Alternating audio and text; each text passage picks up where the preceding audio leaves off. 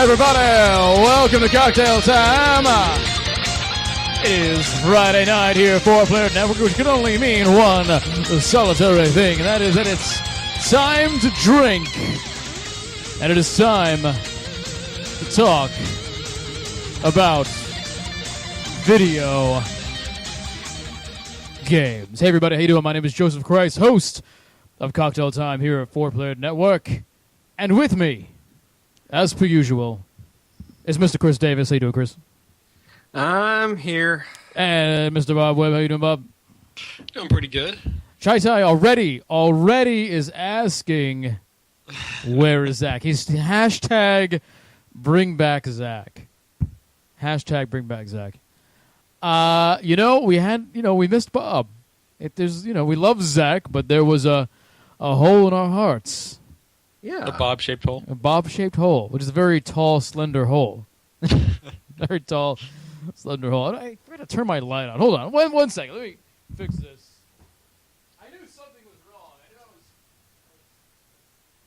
something. There we go. Should also get some fucking new headphones. Those things are falling apart. Yeah, they are. Yeah, Dissolving at the Isn't this awful? Look at this. Yeah. Is this nice? It's real professional here at Cocktail Time. If anyone wants to buy me headphones, go right ahead. But, it's like I can do this. And they sort of flop around. Yeah. This happened really quickly because I was watching a few old Cocktail Times, and not that old, like maybe a year ago, and these weren't like this. No. They were together. They were good. And now I'm losing lots of sound, like the sound escapes quite a bit, and I've had these headphones since since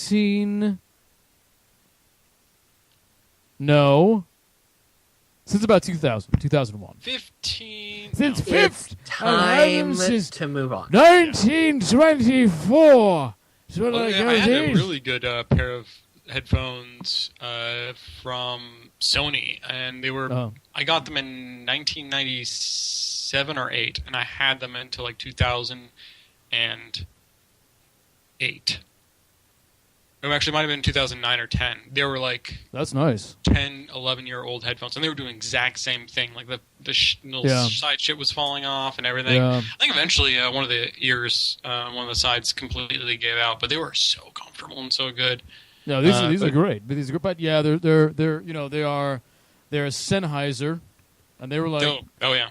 They were something like, I don't know, they were probably close to $230 when I first got them. Oh yeah. Yeah, they were studio headphones. I got these Turtle Beach headphones. I'm not too happy with them. I got these a couple years back. Yeah. I may end up. Turtle Beach, like those are like these were like I got these for music, so for like music recording and studio work. So they were for like studio grade headphones. Right. This has a headset on it. Yeah.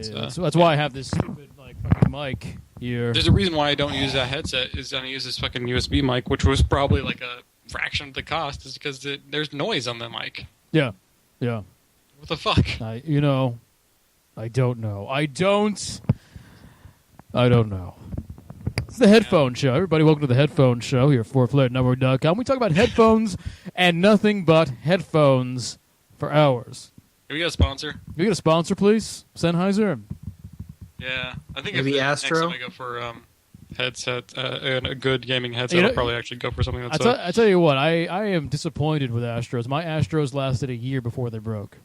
I wouldn't go for Astros. I don't know. I'd have to look around. I'm one of those people that takes about 3 months of looking at a product before I actually go and buy it. Yeah.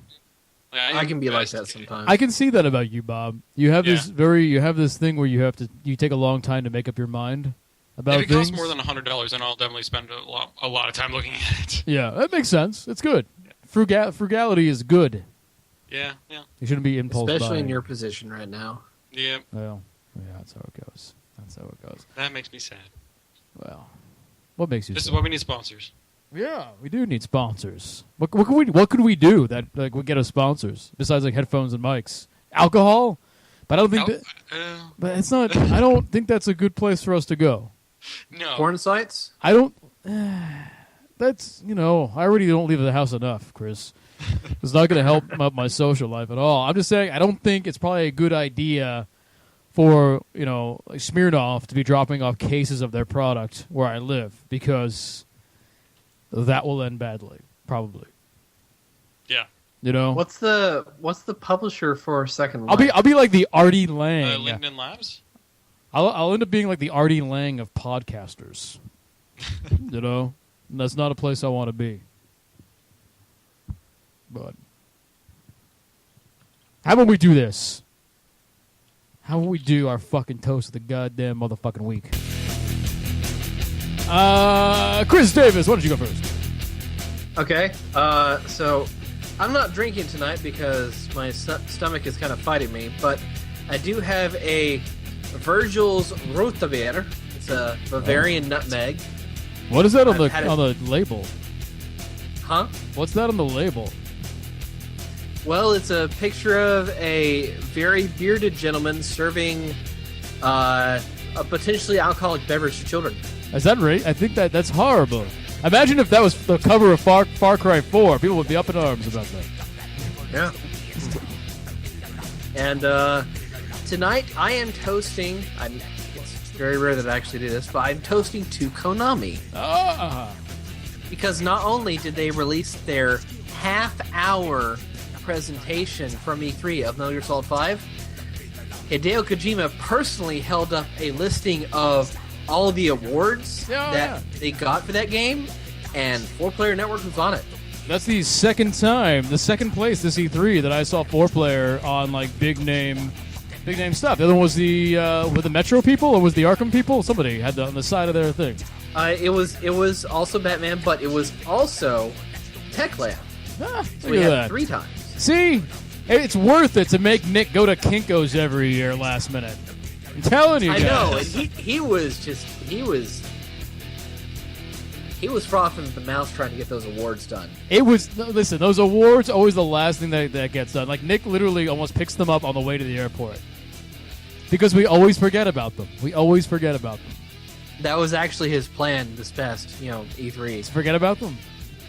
Yeah, no, he remembered it suddenly at like Saturday at 6 p.m. Yeah, the day before you're gonna leave. Yeah. And so his plan, I think, was to go by that 24-hour Kinko's at like 5 a.m.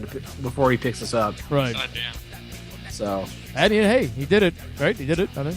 Yeah, he did it. Good man. Bob, why don't you go next? I am drinking. I got a nice, because it's so hot, I decided I'm just going to go for a glass of whiskey with rocks, and unfortunately, all my ice has already melted.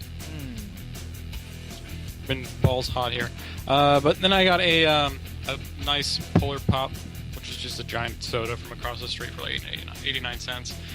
And I'm toasting to, what else? There's fucking Steam sales. Hell yeah. Yeah, that's the obvious choice, right? That is. Yeah, I've been kind of going on a kick where I'm going through and buying and playing all of the indie-made Metroidvanias. And there's a lot of them. So I picked up already... You're spying on the competition.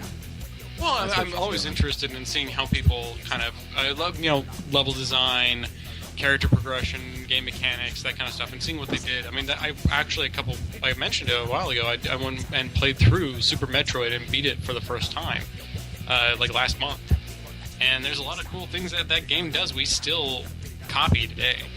Yeah. Like, they were the first people to do it, and we're still aping that stuff. Like, it's there's a reason why it's so lauded. Maybe we should actually go finish Symphony of the Night now.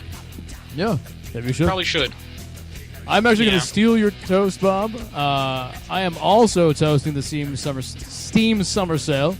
And in the very spiritual essence of the Steam Summer Sale, it's hard to say. Steam Summer Sale. Steam Summer Sale. Steam Especially Summer if you've been drinking a little bit, it comes out a little slurred. Slurring. Steam Summer Sale. Summer Sale.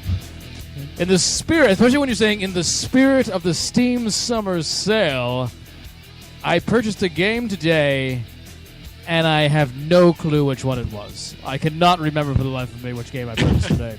No idea. Yeah, that's how it works. No idea. I know I got Democracy 3 yesterday. Today I purchased one. You could have my dick on a fucking, cutting board, and I could not save my dick. Could not.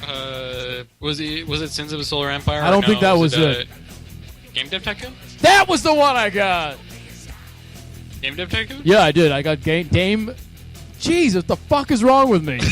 I hear that game is a little rough. I think I'm having a stroke.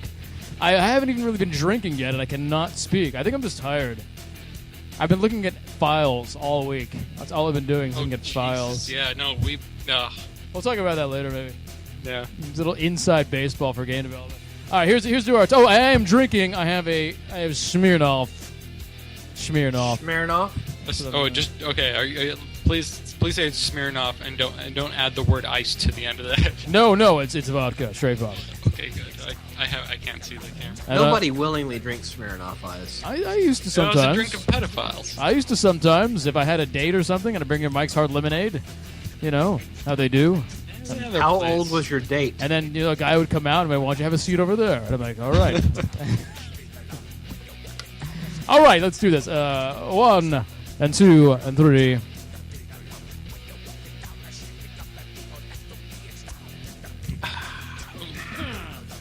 Something about a little bit of watered down whiskey that's really just hits the spot. Yeah, I think while we're doing our toasts, and saying what we're drinking, I think chat should also be saying what they're toasting and what they're drinking at the same time.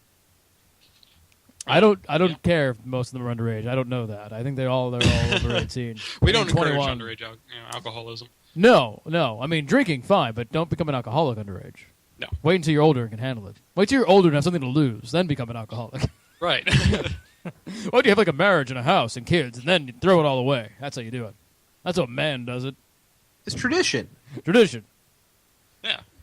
I once dated a girl who used to go to Narcotics Anonymous, NA, and I went to a few meetings with her just for, I was interested. I want to see what that whole shit was about. It was very Fight Club, and it was a Fight Club. I don't know, maybe one of those things. And it was so cliche. It was so fucking cliche because every story was kind of, like, I had everything. I had a wife, a beautiful wife. I had 2 beautiful children. I had a great time. I was making at least $200,000 a year. I had houses. I had cars. And I lost it all. Everybody had the same story.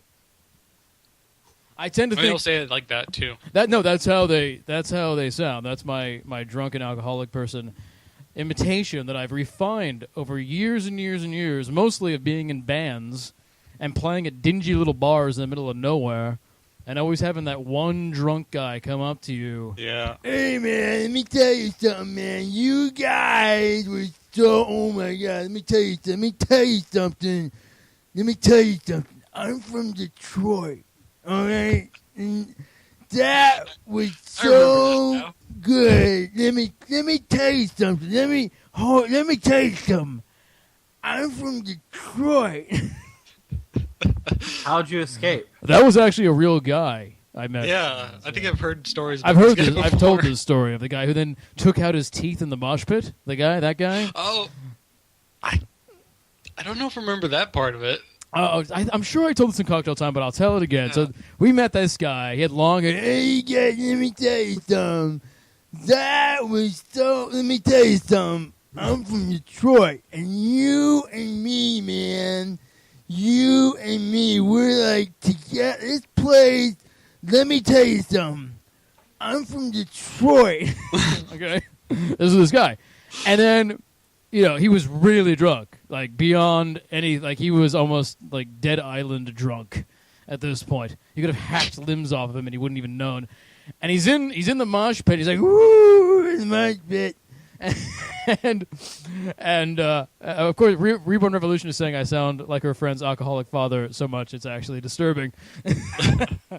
Me and my friend who was the drummer at the time of the band I was in, my friend Barry, we're standing there next to each other, and he was like, 20 years sober. He had issues, so he didn't drink at all. And I was, I wasn't drunk or anything. I was just drinking, but It was a beer bar. It wasn't an alcoholic bar. It just sold like beer. So it was like, I'm not gonna get drunk on that shit. Non-alcoholic beer. Exactly. Well, no, it was alcoholic beers. You know, I was like, sure, I'll get drunk on PBR. Can I buy 107?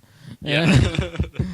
But he's in the mosh pit, and all of a sudden he gets this. He's like anything, and he's spinning around, and he turns around to face us. He doesn't look at us, but he gets this quizzical look on his face, like something's up, something isn't right, and he reaches into his mouth, and he pulls out his teeth, like all of his teeth, all of his teeth. And then he's standing there, and he's got to remember, he's drunk. So he's just like swaying back and forth with his teeth in front of him, trying to focus on the teeth. And with his other hand, he's digging into his worn leather jacket pocket, and he pulls out this thing of powder, like which is sort of like his Efferdent or whatever, And he starts dumping it all over the teeth, and it's going all over the place, on the floor, everywhere. And he's like, and he stopped, and he looks at it, and he's like, okay. And he holds it up, and then he blows on it like really hard, like, and the powder just like a giant poof, like goes everywhere. And then he puts the teeth back into his mouth. He gets another quizzical look and goes, whoa! And then goes right back into the mosh pit. Oh God. That man lives to party. Oh, it was beautiful. That's amazing. It was beautiful. I never knew what happened to him. He looked like a really old, washed up Kato Kalin. If that makes sense. Oh yeah. Yeah. Jeez. You me, man. I was dumb out. I almost lost my teeth. So that became the voice, and then that became this guy I made up, who I just called him. Was it Jack? Was it just Jack? This iconic drunk guy who lives on everybody's couch, who's an alcoholic. I just named him Jack. And every once in a while, I'd be like, "How you guys doing? I'm back. It's Jack." And I made up this whole character in my head that he has this girlfriend Patty that he's always fighting with, and like he has restraining orders. She has restraining orders against him, and they're always like getting together and like getting back together, then fighting. And he's always like, "I went to see Patty, and it didn't go well. I'm telling you guys, we went to Walmart, and she started freaking out, and she beat me up with a pool noodle in the middle of Walmart." And I would just go on and on. It's all just right out of my head. That's amazing. Jack, who is actually based on two. So Jack and Patty are based on two real people that me and my friend Jamie, when we were young kids, young like punkers, like practically gutter punks, used to know. And I told you about them. They used to fight. Like we would be in like. We were in Long Beach Island in New Jersey. Right. You would incite them to. Yeah, we would incite them to fight. Yeah. Like we named them Aphis and Holly. We don't know if that was their names, but we just named them Aphis and Holly. We'd listen to them fight, and they would like throw down the refrigerator and stuff. And then my friend Jamie would see Aphis outside. He would see Holly outside, and he would go, "Hey, you really gotta, you can't be putting up with Aphis, whatever his name was, like screaming and yelling. You got to be, you got to be a strong woman. You have to stand up to him and assert your dominance, or else he's just gonna walk all over you." And then later he would see the guy outside and he'd be like, "You can't let your woman walk all over you like that. You gotta really put your foot down." And get them all riled up. Oh Jesus! Oh, it's terrible. Real bad. They probably killed each other at some point. Dogs? Oh, it's because no one updated the title. They probably killed each other at some point. But these are the friends that I had when I was younger, where we did the whole Highlights magazine thing. Remember right? That? Yeah. Oh yeah, I remember that. Yeah. For people who are new to Cocktail Time, and some of you may be. So when I was younger, I had these friends. We had this house. It was like a sort of a punker gutter house. We used to hang out and be crazy. And one of our hobbies used to be we had this pile of Highlights magazines. And we would just be sitting around hanging out. And my friends would be like smoking or smoking weed or drinking. And actually, at that time, I did nothing. I didn't drink. I didn't smoke. I did nothing. I was just like, no, I'm cool. I don't want to do anything like that. I'm just fucking going crazy enough. And actually, I didn't drink until I was like 20 years old, 21, 22. But we used to, as a hobby, would cut out like pictures from porn magazines and then glue them into highlights magazines to make them like really pornographic. Like Goofus and Gallant, the Gallant gives the reach around when he's getting fucked by 3 black men, that type of thing. And the entire, and except for the cover, the whole book would be like pornographic pictures collaged into the highlight. And then, fast forward a year, 6 months, and the house was getting torn down, so no one could hang out or stay there anymore or whatnot. So my friend, whose name I forget now, but he was a cool dude. He was like one of those like worker skinhead guys, like not the racist skinheads, but the little like blue collar union worker skinheads, because we were like, fuck racist skinheads, they're assholes, But he was like, yeah, I'm union worker skinhead. But he was a motherfucking huge tough motherfucker, and I was glad he was my friend. I once saw him get into a fight with somebody and get smashed in the head, in the top of the head, full force with a mag light, and just shake it off and beat the crap out of somebody. I mean, he was just like. He was a monster. He was actually training to do UFC type of stuff. So he was just... but anyway, him and like 2 other people took the pile of highlights magazines with all the porno in them, and they went around to all the doctor's offices in the area and slipped them in with the other highlights magazines and the magazine racks with all the other stuff in all the doctor's offices. Yeah. I wonder how many people got... like sued and lost their jobs because of that. I don't know. Who knows? There's probably a whole generation of people doing porno now who are like, I was such a good Christian girl or boy, and then I went to the doctor's one day and I opened up a highlights magazine and a whole world was opened up to me. Now, when does the blow bang start? I'm proud. I would be proud to know that I influence an entire generation of porn stars. That's amazing. I'm into people taking agency of their body. They can do whatever they like. Yeah, but not when they're like 8. No, they're not going to have blow bangs at 8. I don't think that's what's happening. I'm just saying, When you're exposing them to that at 8. Yeah, but when you're 8, you get exposed and you start asking questions like, why do I just need one dick at a time? Who made that rule? Why is that a rule? You question things, Bob. Anyway, video games. How we doing? Video games. Video games. All right, we should talk about video. What are people saying? What's going on?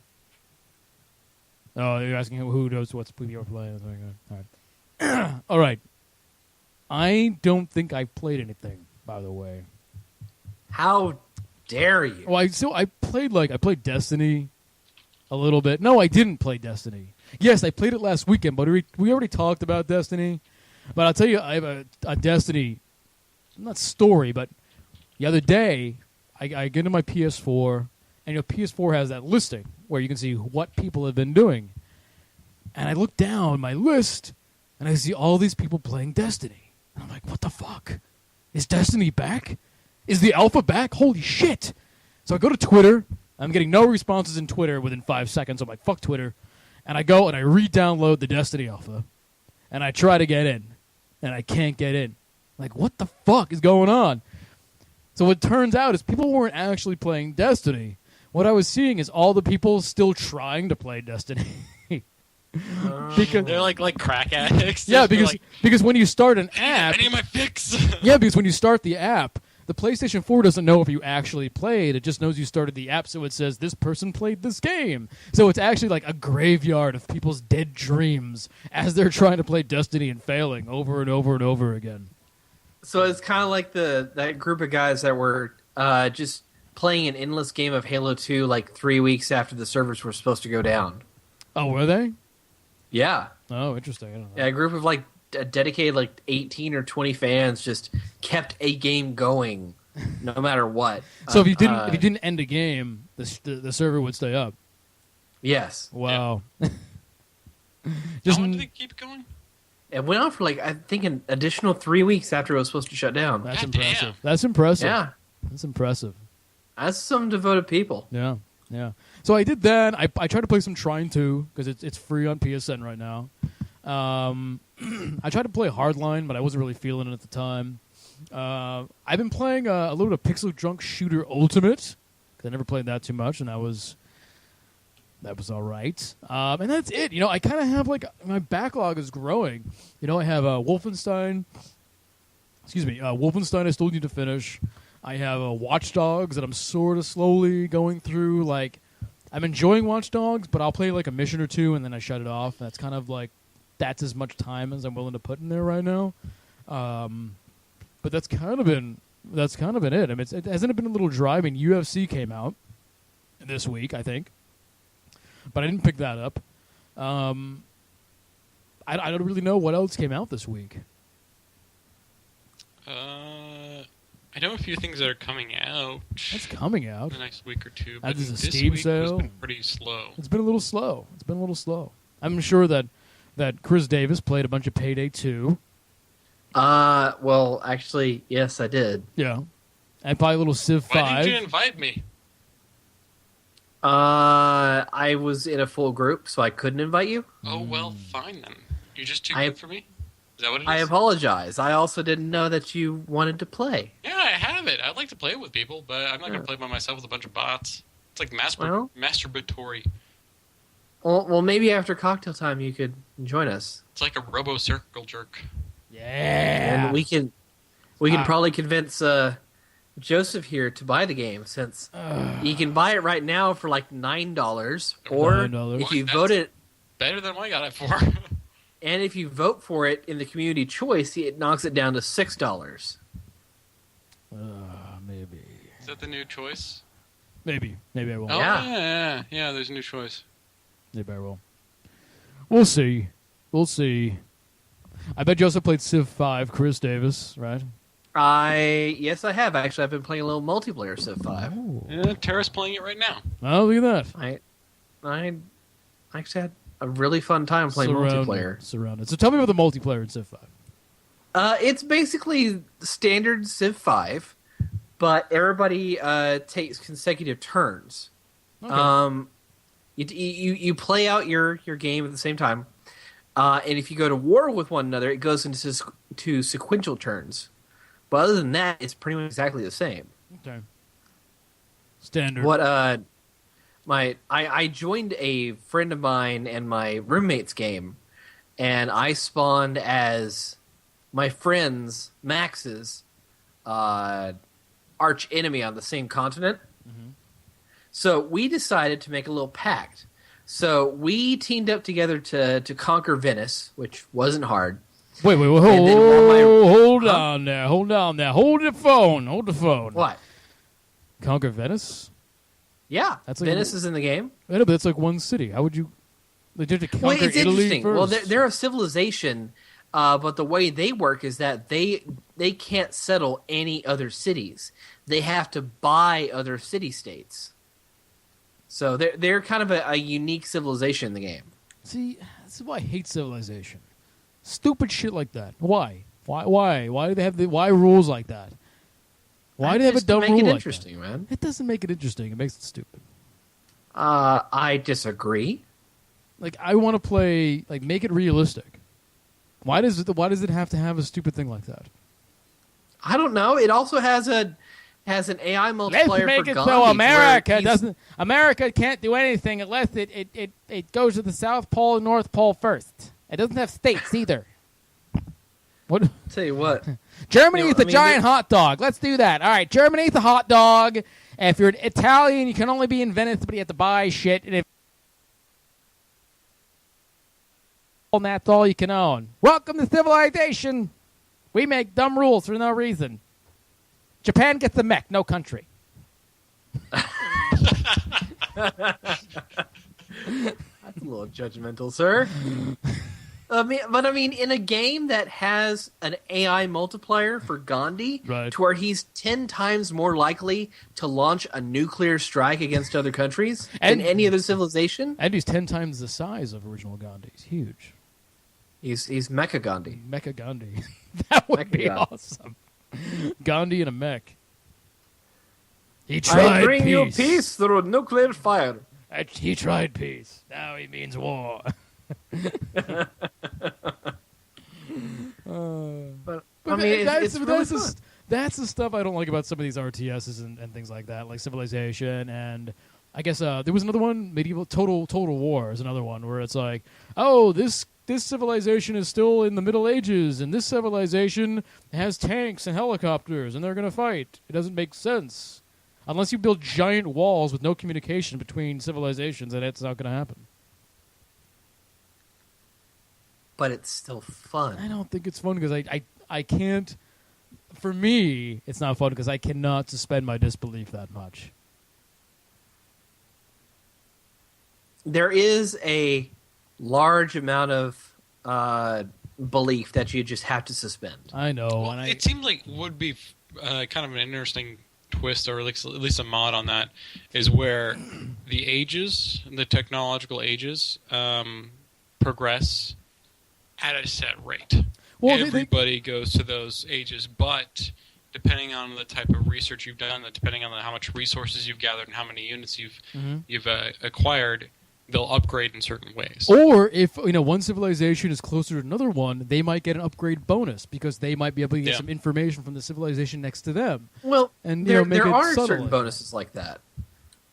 Like For example, if you establish a religion, and you have it spread to certain cities, there's a perk you can enable for your religion in which you take the bonus of the second most popular religion in the city and add it to your own.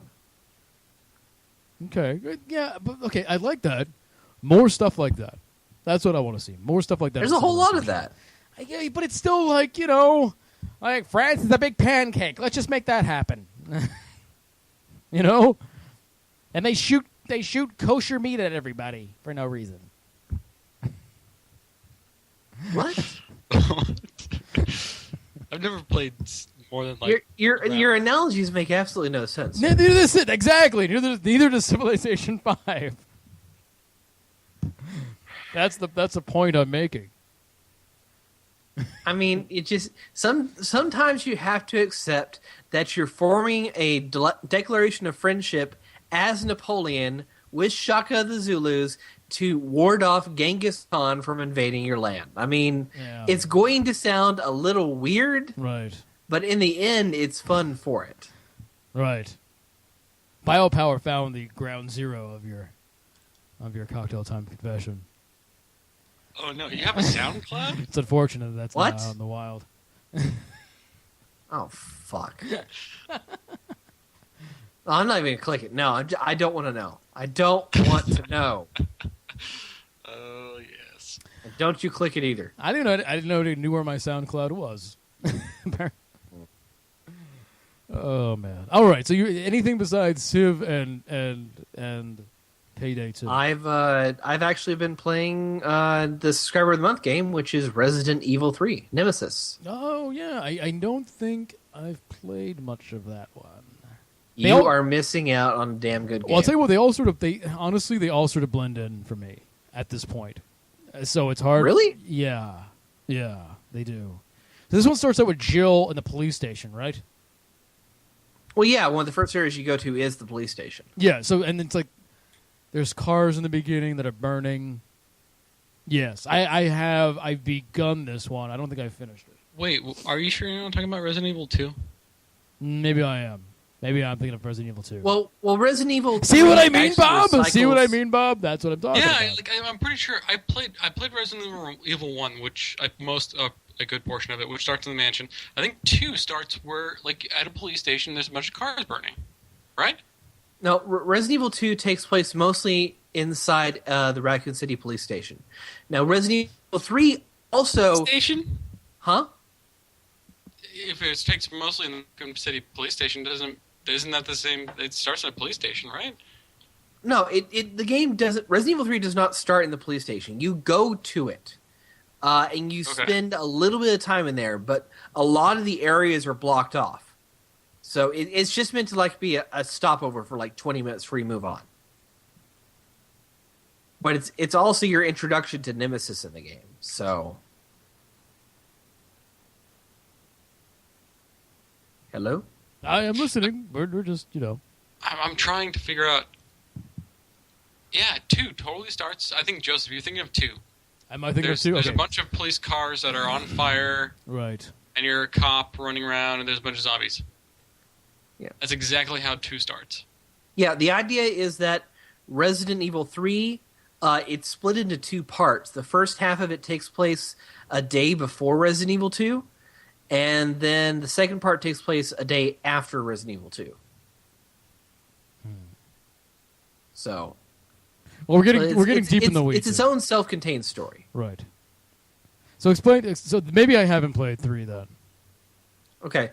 Well, the main draw of it is that you play as Jill Valentine, the returning one of the returning main characters of Resident Evil 1. Mm-hmm. The Jill sandwich, the mistress of unlocking, yada yada yada. And Archcraig's in chat. Yeah, I just texted him. Okay. Anyway, and the idea is that this game just chronicles her escape from Raccoon City as the G virus takes over the city. And throughout the game, you're being stalked by this tyrant creature called Nemesis. And the idea is that it's this persistent enemy that appears all the time throughout the game. You cannot kill it. You can knock it out, but until the very end of the game, you cannot kill it. Mm-hmm. And it just stalks you, and it doesn't stop stalking you. Once it locates you, it will chase you throughout the map trying to kill you. And it won't just stop at a loading screen.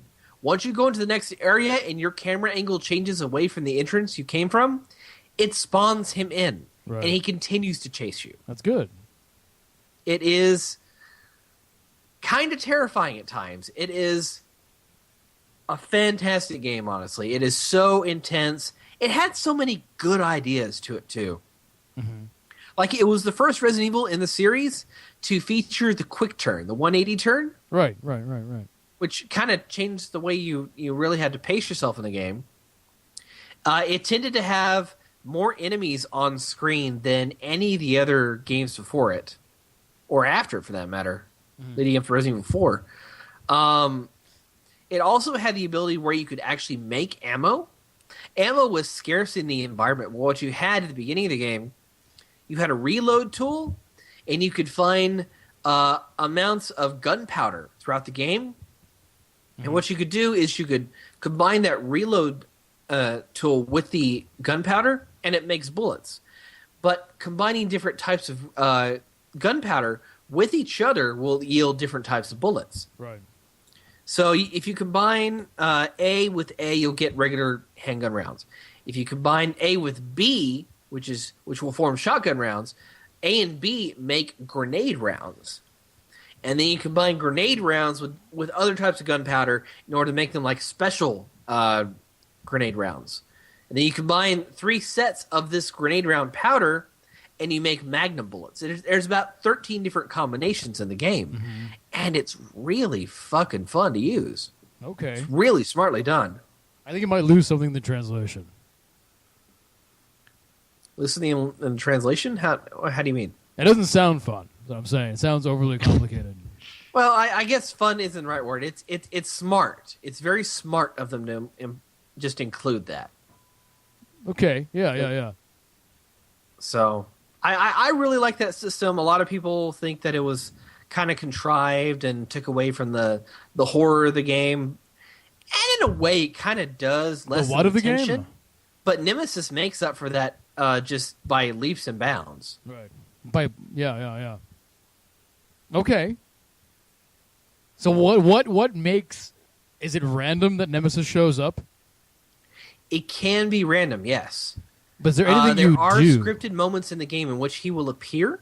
Mm-hmm. And in a lot of those sequences, it gives you the option to choose between 1 or 2 actions that you can make. and each one has different consequences.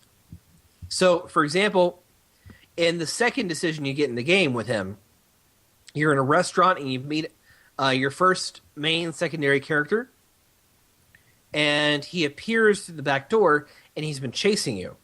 So you got two options. You can either hide in the basement, or you can hide around the corner from the kitchen as he's coming in. Now, if you hide in the basement, his actions and his stumbling around the kitchen will cause the basement pipes to burst and start flooding. Mm-hmm. If you do not escape the flooding in time by locating the ventilation shaft to escape, you have to go back up and you have to fight him. Or if you stayed in the kitchen, there's a gas leak going on in there. So Jill grabs the lantern, tosses it in, and it explodes and knocks Nemesis out temporarily. And you can each time you knock Nemesis out, spoilers, you can actually retrieve items off his corpse, which are like special gun parts or things like that. I see. Okay. But no, I mean, if you don't kill him, he will chase after you relentlessly. Right. You only have two saving graces. Number one, he will never appear from the place you entered the next area from, as long as your camera is facing that entrance. Mm. So it never actually shows you spawn in, or show him spawning in. Mm-hmm. And then two, the only safe place on the map is a save room. So problem is with that is that when Nemesis is chasing you, it's playing this constant like dread music. Mm-hmm. And so if you go into the safe room and you hear that music, he's still after you. And as soon as you leave, he will be close to the door that you entered from. Right. And he will give chase. It's really fucking intense, and it's a ton of fun. When does he stop chasing you? It's kind of random. Sometimes it's based on whether you can actually knock him out. Mm-hmm. Sometimes it's based on locations and where you can go. It's random. Right. All right. Tell me more about the story. The story takes place, again, a day before and a day after Resident Evil 2. And it shows the downfall of Raccoon City and what happens to it after Resident Evil 2 ends. Mm-hmm. So the idea is that you get Jill's story, how she becomes infected with the T virus, and because of that, you find out what happens to her in Resident Evil 5, or why Wesker was interested in her in Resident Evil 5. And you just get to see the destruction in Raccoon City, which hadn't been seen before. Okay. That's right, because previously you were always at the mansion and all that kind of stuff. Yeah. Yeah. It's... I don't know, man. It's just such a fucking intense game. It's really good. I could draw it sometime. It's on the PSN and their classics section, so I can always... It's $6. It's $6? Yeah. Maybe I'll try it out. And Is it hard to go back to? Some of those old games are really hard to go back to. No, it's fine. I have no problems going back to it. Okay. Of course, I had beaten the game at least 6 times, so... You really problem is I just haven't played it since, 2000. You really like this game, don't you? It's really good, man. Yeah.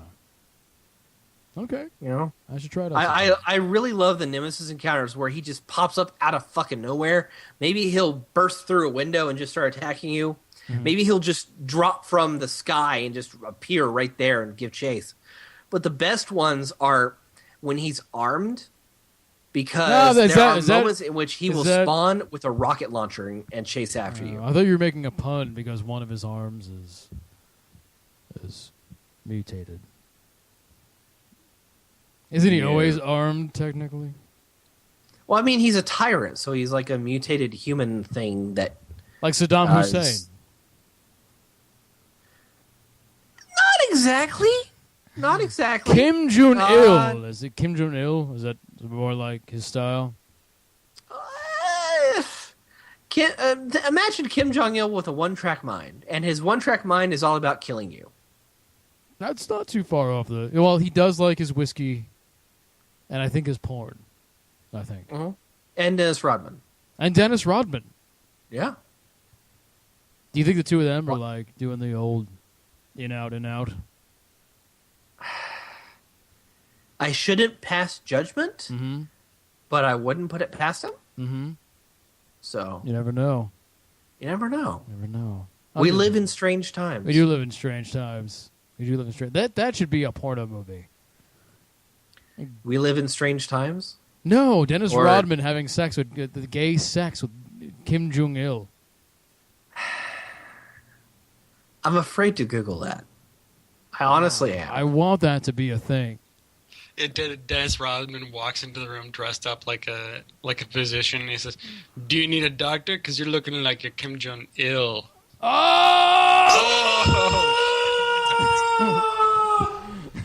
Oh God! Oh! Is that an ICBM in your pocket, or are you just happy to see me? Oh!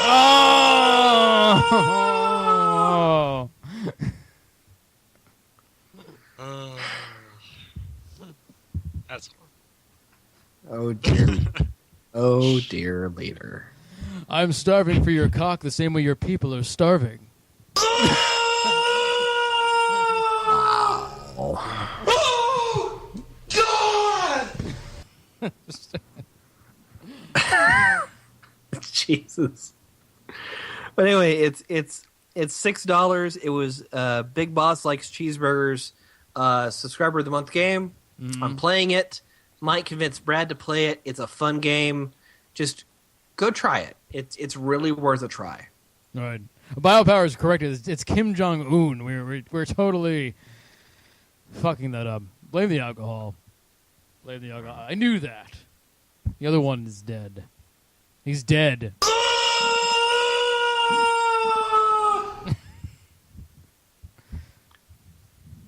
So Nemesis. And don't forget about Kim Il Sung. Which one is that? It was Kim Jong Il's father. Oh, well, he's the ultimate North Korean god person, apparently. No, he wasn't as bad as Il. Scene. Oh no, none of them are. I don't know. I have no idea. I don't know. I just don't know. Well, you should learn. I should learn to look that up. I'll Wikipedia it. Oh, Reborn Revolution did find something. Oh, that's not. How is that not safe for work? Oh, that is safe for work. There was an N in there. Yeah, that's not it. That's not right. That's not it. Not what we're looking for. It's Kim Jong-un riding a little pug. It's cute. That's an epic mount. It is. Certainly is. All right. Anything else you've been playing, Chris Davis? Other than those 3 games, not a whole lot, unfortunately. Okay. I've kind of been waiting on a certain project to be completed before I dive just headlong into playing shit. What project is that? Oh, it's a certain project that you are very familiar with that we were discussing earlier tonight. ones that we were intimately involved with. Oh, you mean like you bending me over and giving me a rim job while I read some Twilight? This sounds like you've thought this fantasy through. No, not at all. That should be. But it starts out with you covering yourself in glitter and hiding in a closet, and then Joseph just walking into the room, laying down on the couch, and wistfully just opening the book and reading it. Right. And you leap out of the closet, naked, glistening. That's when it starts. The secret is that I have to act like it's a surprise. That's what makes it hot. Like I don't expect it, and then you do it. I'm like, how did you know? And where did you come from? And you're like, Narnia.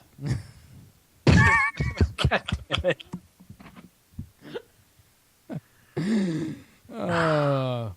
Bob, what have you been playing? Nothing. We'll fix that. You never heard that phrase, that turn of phrase, that someone is so far in the closet they have citizenship in Narnia. They found Narnia. Yeah, that's a new one for me, actually. Yeah, that's a good one. I'll keep that one. Most of your Republican Party, by the way. So anyway, Bob. Do you want to go to break, or do you want me to go into a whole thing about Mass Effect 3. Oh God, no! We Mass shouldn't. Effect 3?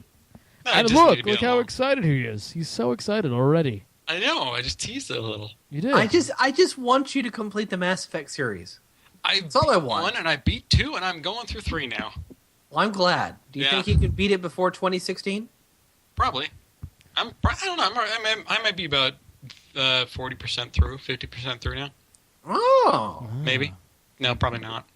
Oh. But you know what? We'll find out the real number after this break. You're watching Cocktail Time live here at 4PlayerNetwork.com. We'll be right back. We'll see you on the other side.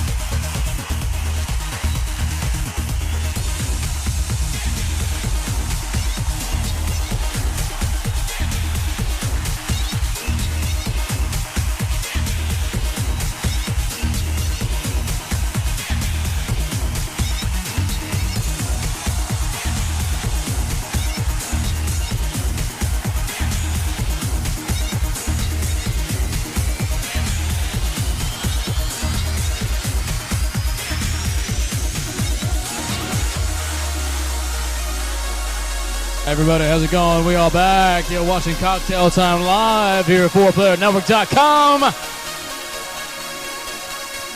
This happens every Friday night at 8 p.m. Pacific.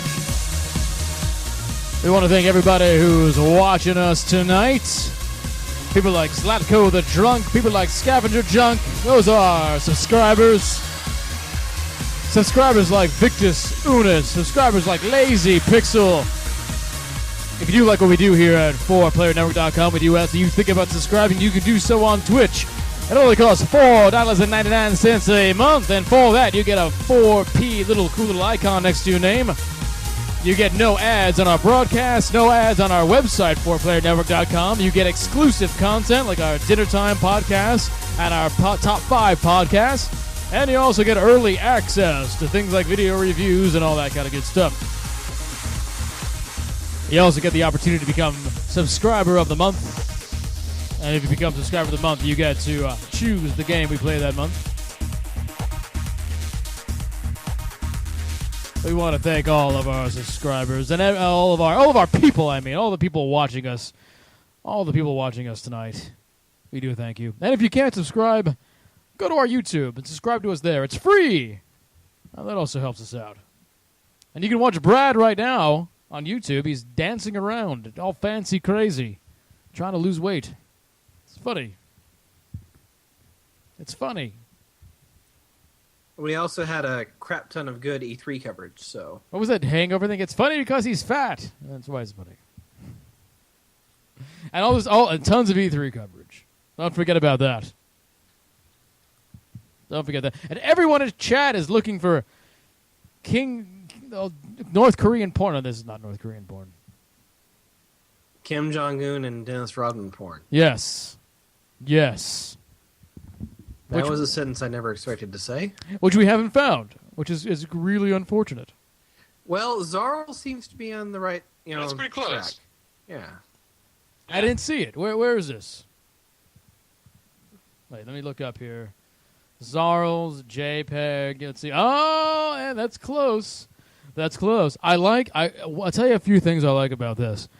I like how Kim Jong-un is a little baby, right? And I like how he's clutching. He's sort of grabbing at Dennis Rodman's nipple as if he's like getting it supple and about to get it ready so he can suck the sweet nectar of Dennis Rodman milk from his bosom. I like that. I like that. Although this picture might be a little racist. What? Talk about the picture that Zlatko just put into the chat. I love it, but it might be a tad racist. I don't know. Somebody find me a black or Korean person and let me know if it's racist or not. None, huh? God bless America.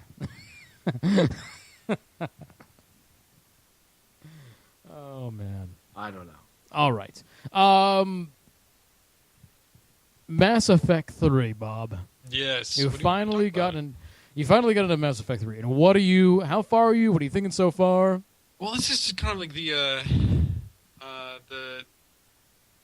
Jesus Christ, what did they just put in chat? I don't know. I've given up on chat, honestly. Yeah, it involves you, Chris. Yeah, I know.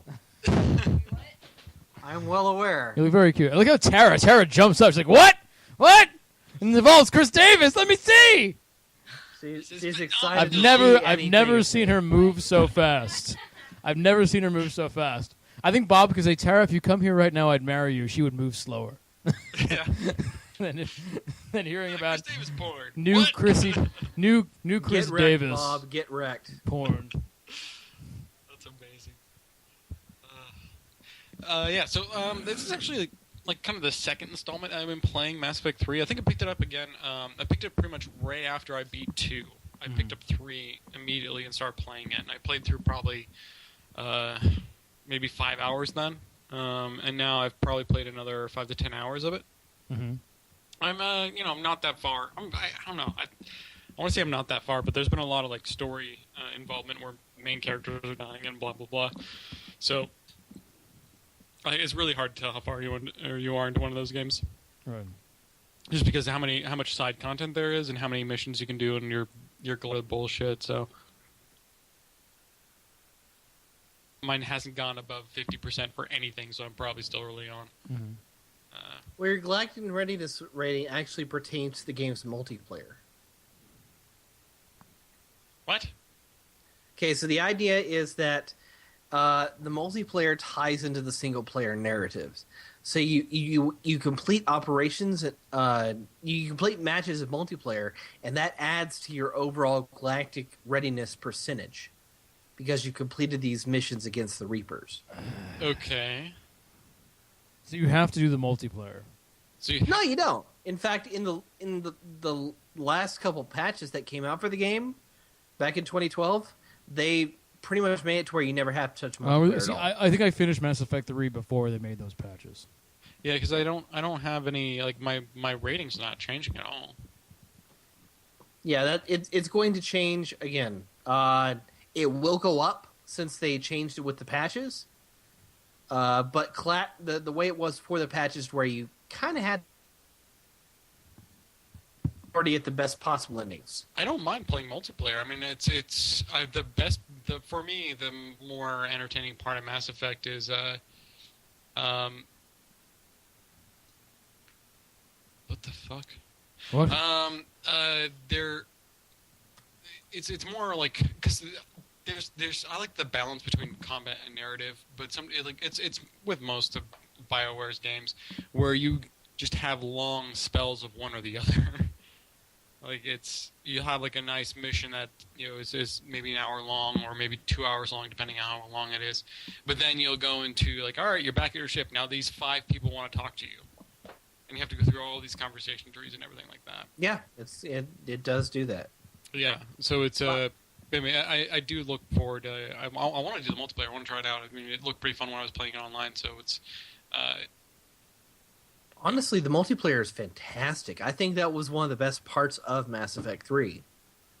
You know, because, I mean, it received every single piece of downloadable content that came for that game was released for free. And they doubled the multiplayer map count. They tripled the amount of characters you could play as. There were a ton of unlocks you could do. I mean, it was really fun to play. I mean, if you want a good horde mode, Mass Effect 3 is a great horde mode. Yeah. I mean, I like to play it. I'll probably end up playing it at some point. Oh, I'm sure Sci-Fi or I would be willing to join you. Except I'm on PC. I have it on PC. Really? You've been playing it on PC?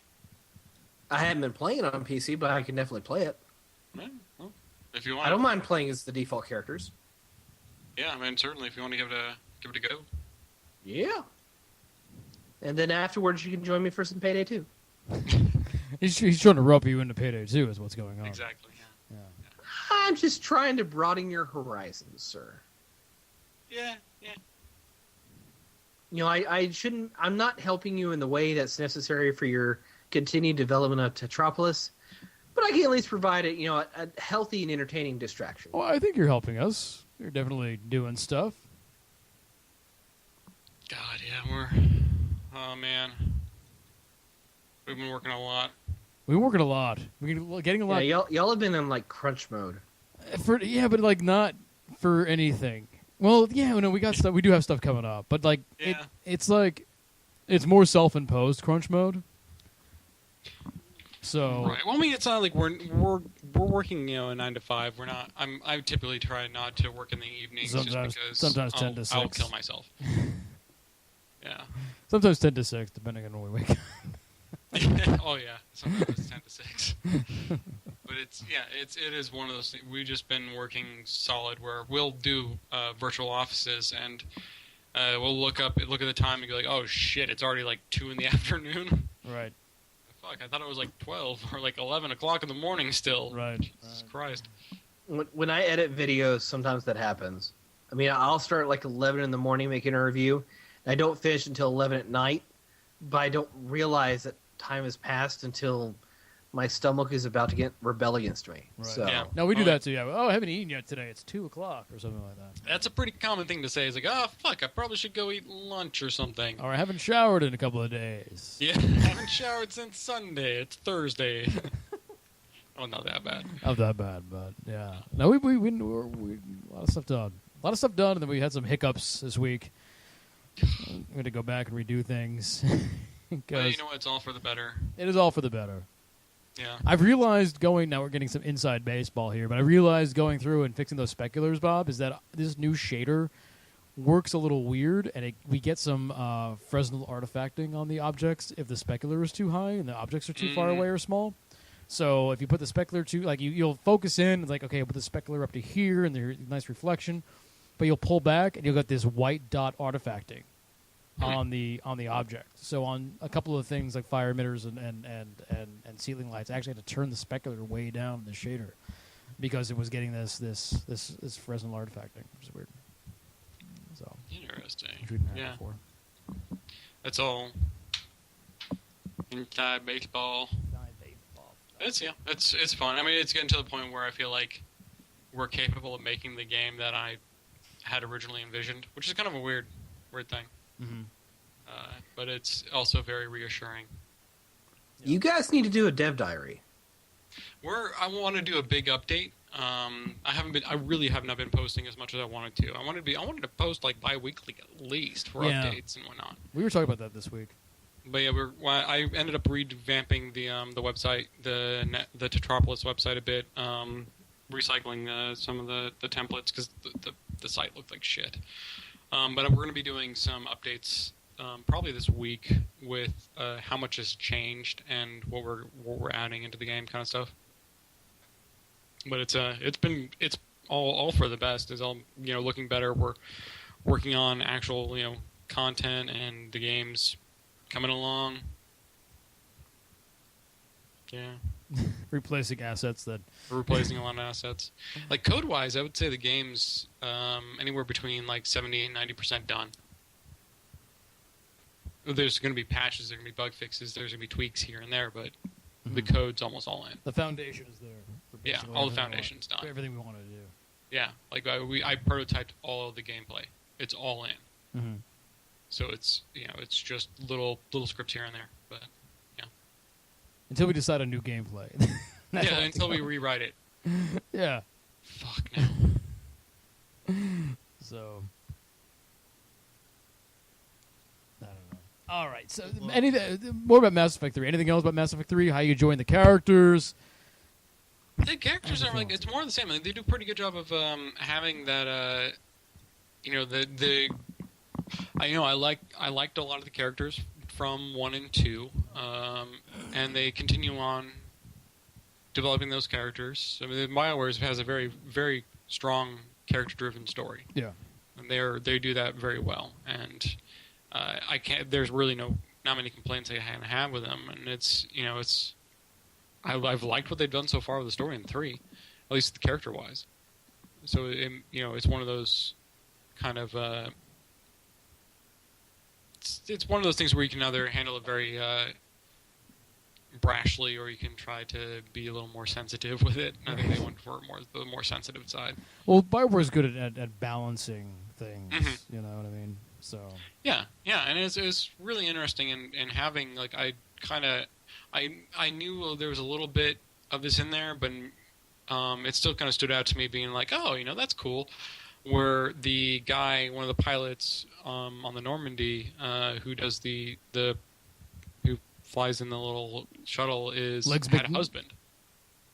Oh yeah, he just talks about his husband in game. I'm like, oh yeah, that's cool. Well, that's because BioWare doesn't treat gay people like a weird, right. like they a don't set treat piece. Them like they're fucking not normal. They don't treat them like a set piece. They treat them like, oh, normal people who have boyfriends and girlfriends. The only reason it stood out to me is because that shit doesn't happen in games. Yeah, isn't it crazy? Like, he wasn't a weirdly flamboyant gay person. It was like, wow, no, he's just a normal guy.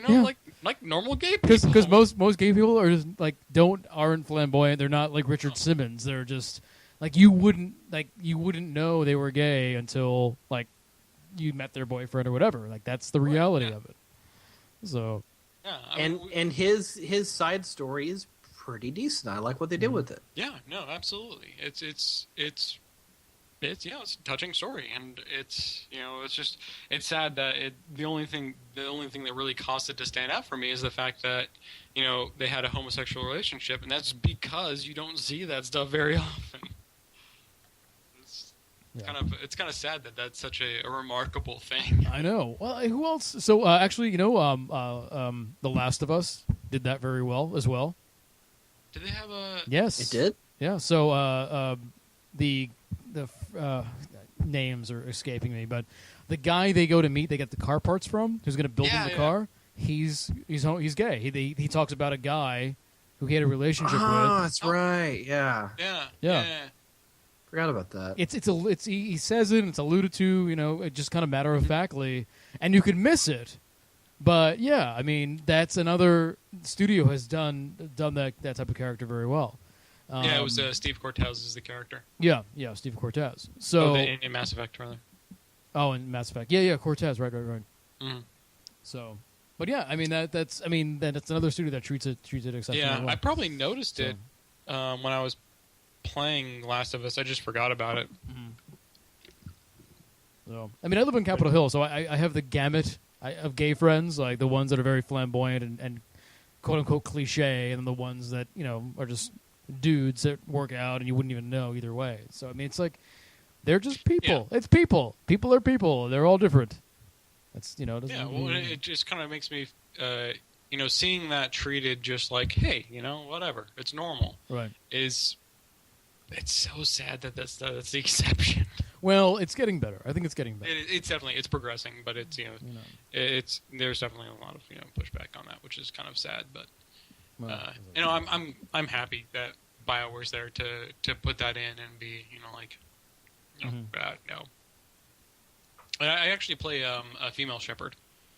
The female shepherd for life. It's female shepherd. Yeah, I play the female shepherd from the beginning, and it's. I like it because I really like the female voice actor. Mm-hmm. I might have played I might have seen Tara play some of the Mass Effect 1 with the male actor. Mm-hmm. But I really liked how the female voice actor did, and I never really felt like there was a huge barrier between me playing a female character. It's like, no, this is a story I'm watching unravel. It's not like this person is a representation of me. Let me tell you something. Like that whole the whole thing, and I think this is Bob. You and I remember this because we're older, but the whole thing of men not playing females in games, that's really going away. That's really gone now. Yeah. There was a thread on NeoGAF about this. It was about the Destiny Alpha. There was a thread on NeoGAF about this, and one guy was like, "Oh my god! I can't believe there's all these guys playing all these female characters," and everyone was like, "Are you seriously weirded out by that?" Because we all a lot of us do that because I'm a dude every day. I'm not going to be a dude in my why would I be a dude in my video games as well? And it was very NeoGAF was very much well, of course, it's it's not a big deal anymore. But I remember when I was growing up, and I remember back late '90s and early 2000s, and it was really taboo for a male to have a female character to play a female character in a video game. It was it just didn't happen. It didn't happen often. And the ones who did do it were, doing it to scam people and whatnot. But I mean, it wasn't just the norm, and now it's just the norm. Well, I remember particularly this probably was just one guy, and I know this is just the extreme thing, but I remember when Dean Hall actually and can I announced that they're going to have female playable characters in DayZ. If I can break off for just 1 second, Skyliner is laughing because she says because Gaff really handles sexism well. That's actually bullshit, Skyliner. Actually, people who come out, and I can tell you don't read Gaff. People who come out and are overtly sexist on Gaff are banned really fucking fast. So I know that's people who don't read Gaff like to say that because it seems like, oh, it's an internet forum, so of course it's going to be like that. But it's not like that at all. Gaff can be very vindictive about certain topics, but generally they are a very progressive forum. If you go on Gaff and you are sexist or homophobic, you will be banned faster than you were able to make your screen name. So I think Gaff gets a lot of unnecessary shit. So when I see people giving Gaff unnecessary shit, I'm going to call it out. And I think you need to spend some time on Gaff and see what it's really like there because they're more progressive than you think. I mean, there's this Twitter that's like Gaff worst posts or the shit Gaff says or whatever like that. And if Gaff shit posts, I think is what it is. Right. And if you follow back, to a lot of those links, those people have been banned. You Yeah. know what I mean? So Yeah, I mean, obviously that's gonna. If it goes up, it's gonna stay up there for maybe a day or so, and then it's gonna get. Yeah, people are gonna notice it. people get banned. Oh, They if get, that they'll get lifetime banned pretty fast on there. It's easy to get banned on Gav. And it's not just. Sometimes it's not I mean- just a regular ban. Sometimes it's an IP ban. So You get around that. Twisted Metal guy has been lifetime banned on Gav for being sexist. yeah. Really? David David Jaffe. David Jaffe has been lifetime banned on Gav for what they perceived as sexist remarks about 3 months ago. And it was actually in the news. Some of the things he was saying about, I forget it was. There was something about sexual assault, and he was saying like, "Well, I think rape victims should handle it this way," and it was like, "You're a cis male telling females they should handle sexual assault, and that doesn't fly." And he put some of that. He that conversation happened on Gav, and Bisc 3, and no, he's lifetime banned on Gav now for that. So. Yeah, Bisc 3 in chat is saying I had a GAF account for about 2 minutes, but I got banned for my avatar. and I bet he was on a waiting list for like a year. I applied to a GAF account probably 2 years ago. I still haven't heard back. It took me 2.5 years to get my account. I've applied, I applied through my 4-player account like 4 years ago, and I applied through the Next Gen Pants account like 2 years ago, or a year ago, not even. It would have been And, probably about a year ago, maybe. What do we got? About a year ago, yeah. And I still haven't. See, the thing is, they're not an automatic, approval. They the mods manually approve accounts. Yeah. So There's probably a lot of people that. I ended up having to email them requesting access, and they eventually gave it to me like a month after I emailed them. Oh, really? Who did you email? Yeah. I'll fucking email them. I just love to I email emailed the admins. Oh, maybe I should do that. Say, hey, I work for an independent game studio. I'd love to be part of, NeoGAF, and Maybe I should do that. Yeah. I won't post there though. I think I would here and there, but I'd be very selective about it. Yeah, I don't read it. I just kind of pick up on the little things. And I'm here's- not a big forum user. And I want you to have a discussion, but don't you goddamn dare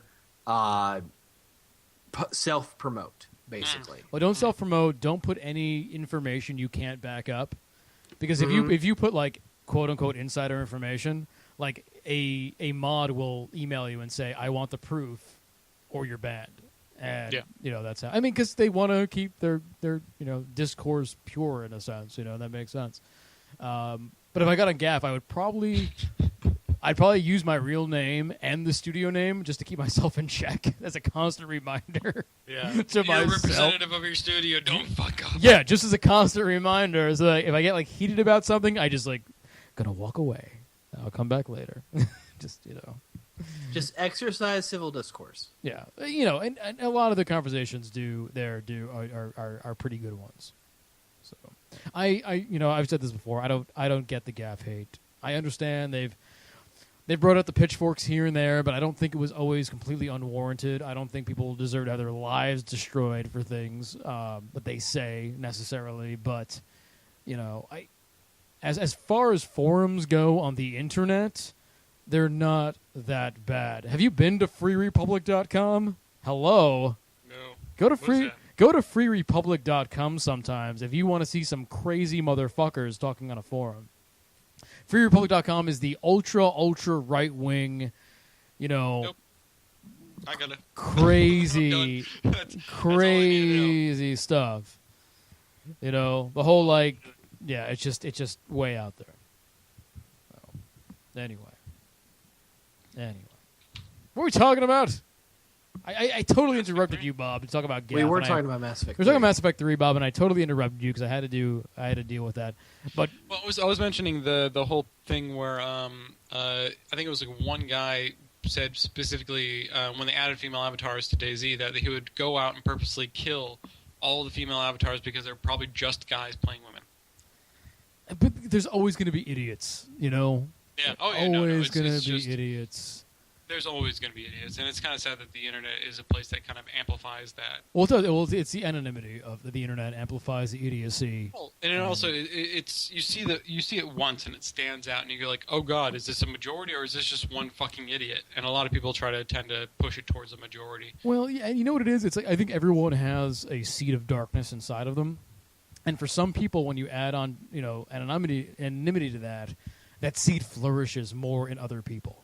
You know, like I think I have this I have this belief that everyone in the world is capable of the greatest horrors you can imagine, but some people are just more predisposed to it than others.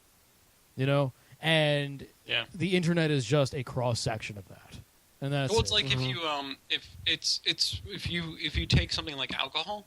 And you have people that will use it as an excuse to become an asshole. Well, it reminds me of a great Bill Cosby line from Bill Cosby himself, arguably one of the best stand-ups ever done. And he said, everyone loves cocaine. This is back in the 80s. He did this. Yeah. It's like everybody does cocaine. Cocaine this, cocaine that. And I said this to my friend who does cocaine. I said, what is it that you like about the cocaine? My friend says, well, it enhances your personality. And he goes, well, yes, but what if you're an asshole? And it's the exact same thing. The exact same thing. So. Yeah, it's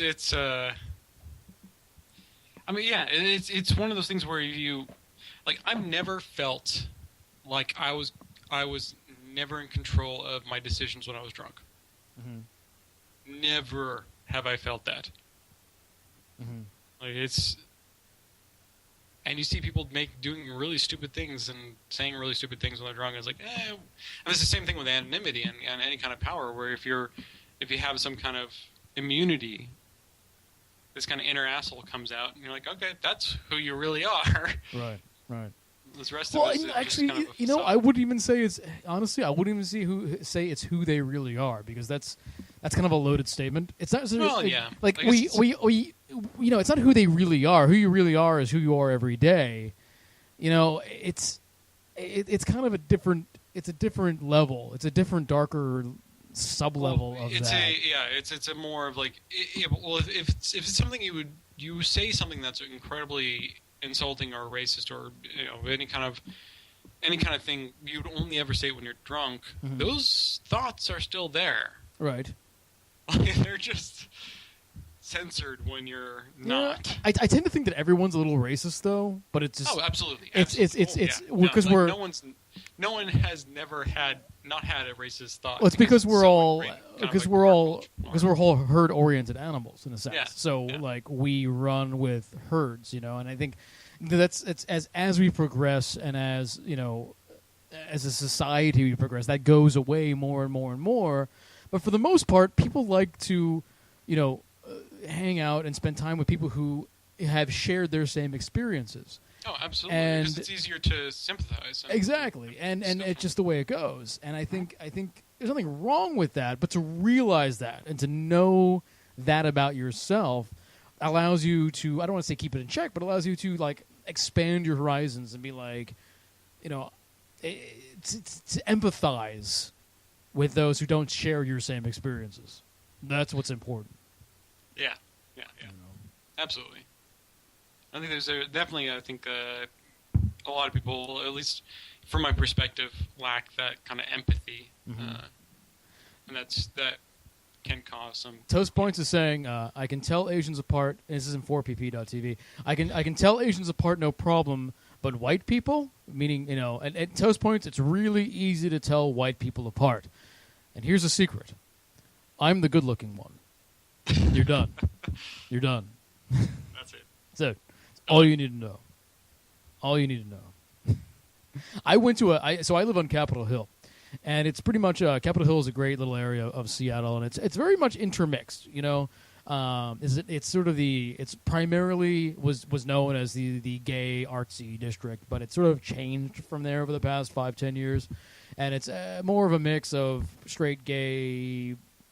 So we get some rich Bellevue people who come in here from like the Amazon and Microsoft people come in and whatnot.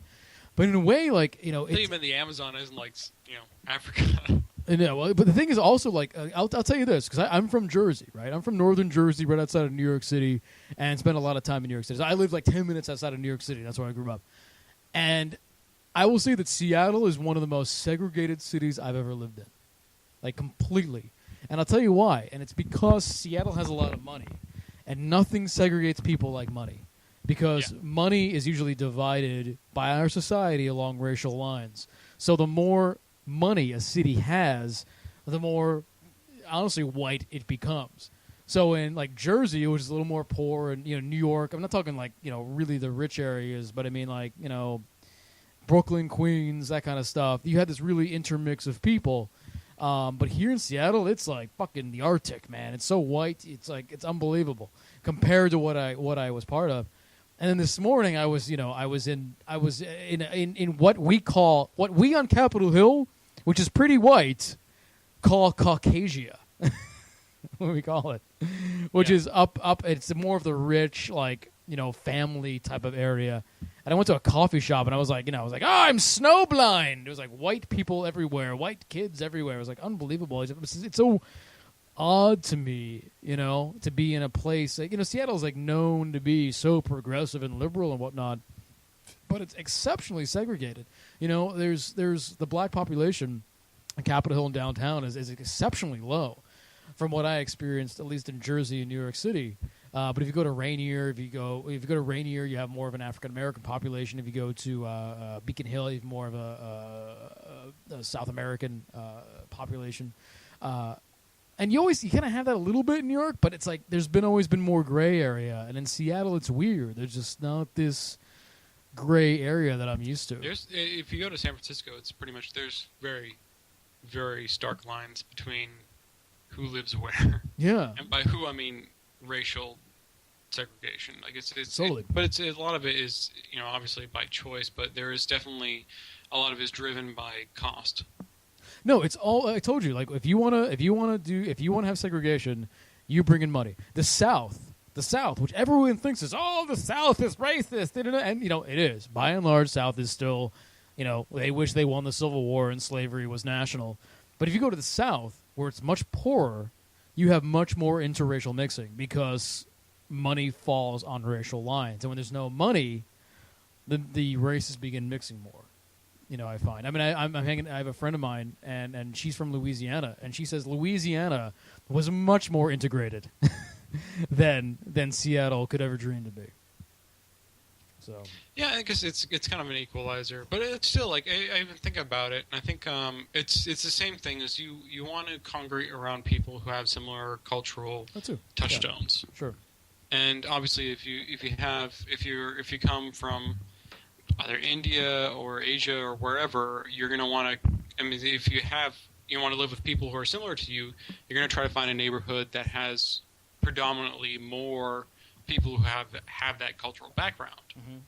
And if it wasn't like these cultural backgrounds are so intricately tied to race, then it wouldn't be an issue of race. But because they are, you actually see these distributions kind of change. I mean, it's an interesting thing. Is it bad? No. Right. I mean, I don't think it's necessarily bad. I mean, there's certainly some cultural integrity you want to maintain. That's why having different cultures is so interesting. Right. Like it's a very kind of a fun thing to look into. You know what I want? This is what I want. I want a No One Lives Forever game with a strong black female protagonist. Oh, I would love that. That would be awesome. I'm just immediately thinking of Lana Lane from Archer. From Archer, exactly.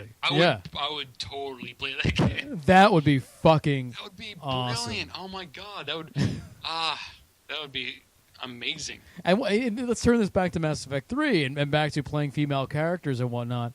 But I think it's come down to people who play Destiny as females and whatnot, and it becoming much more in vogue, I would say, to do that kind of thing. It's like everyone is so fucking bored of the 30-year-old brown-haired male protagonist. So fucking bored of it. That's why something like Bayonetta seems like a breath of fresh air.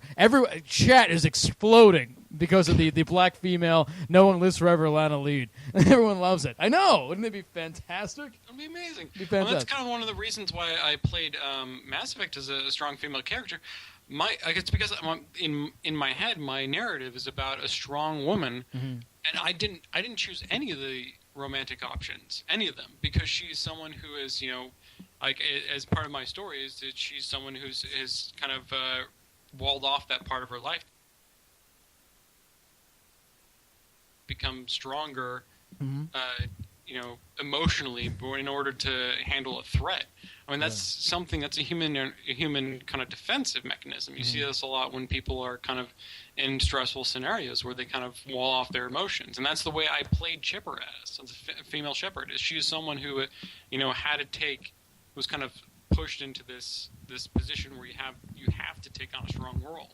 Right. So that was my idea of shepherd.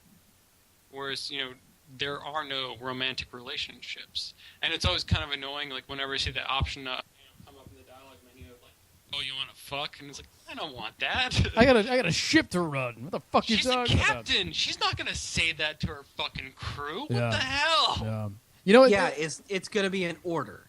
It's not gonna be a question. Yeah. Fuck me. That's what it is. Yeah, it's gotta be an order. No. That's not the character I was playing. I mean, that's why I found that much more interesting to me.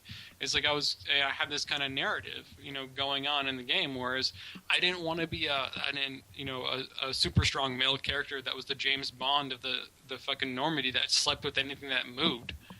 Like, that was not the story I had in the game. Like, I was much more interested in a strong female character who was, independent enough and was so focused on the task at hand. I mean, it's like when you look at a movie or a book series like Hunger Games. Like this is for the younger generations, but the main character is kind of caught in a love triangle, but she doesn't give a fuck about the love triangle. Yeah.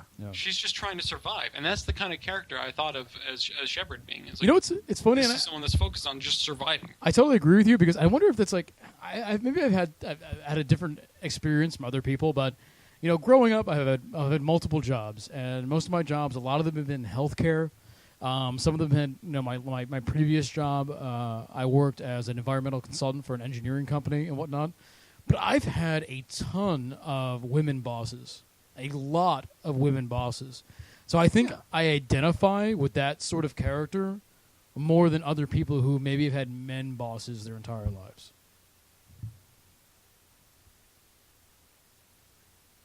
No, I've mainly had female bosses too. Have you? Yeah. So yeah, I get that. I get that. I get what you're saying totally. Yeah, it was just it was I didn't actively make that choice. That's just how the game unrolled for me. Mm-hmm. It's excellent that I was able to have that story unfold, and I'm sure people had very different experiences. Right. And that's just kind of how the game played out for me, which is kind of one of the reasons why I really like the BioWare games. I mean, Terra played Dragon Age 1 as a flamboyant homosexual man. No. He was wait no. He was a closeted gay. Okay. Who slept with anything with boobs because he was trying to cover the fact overcompensate. That he was gay. He wasn't ready to accept it yet until you meet the assassin guy, and then he's the one that because no one can resist him. I couldn't. That was how he came to accept that he was gay. I love that you can make that narrative. Are you kidding? What kind of games can you make that kind of narrative with? That's amazing. Listen, that guy, like what is his name? Zaroff? What was his name? It's like Zareth. No, is it Zaroff? I don't know. What was the gay assassin's name? I can't remember. That guy can make Pat Robertson gay. I mean, that motherfucker. But I mean, the good thing about what you're saying, Bob, is true. And Zevron can turn anyone. Yeah. He's like, he's like the Dark Crystal. Like you get in there and this great conjunction happens and it's like hello, and all of a sudden. But the thing that's funny about this, Bob, and maybe it's just me or maybe all men know this, but it's kind of an oxymoron because we're the traditional stupid male gamer thing is. It's the slutty girl who will sleep with anybody and that kind of stuff. But Bob made a character who doesn't want any of that and is determined and strong and, all that kind of stuff. And and I know, there is nothing hotter than a beautiful woman who doesn't want you. Yeah. Yeah. There is nothing more alluring and sexy and hot than a completely unavailable beautiful woman. Because that is, man, something. But anyway, I digress.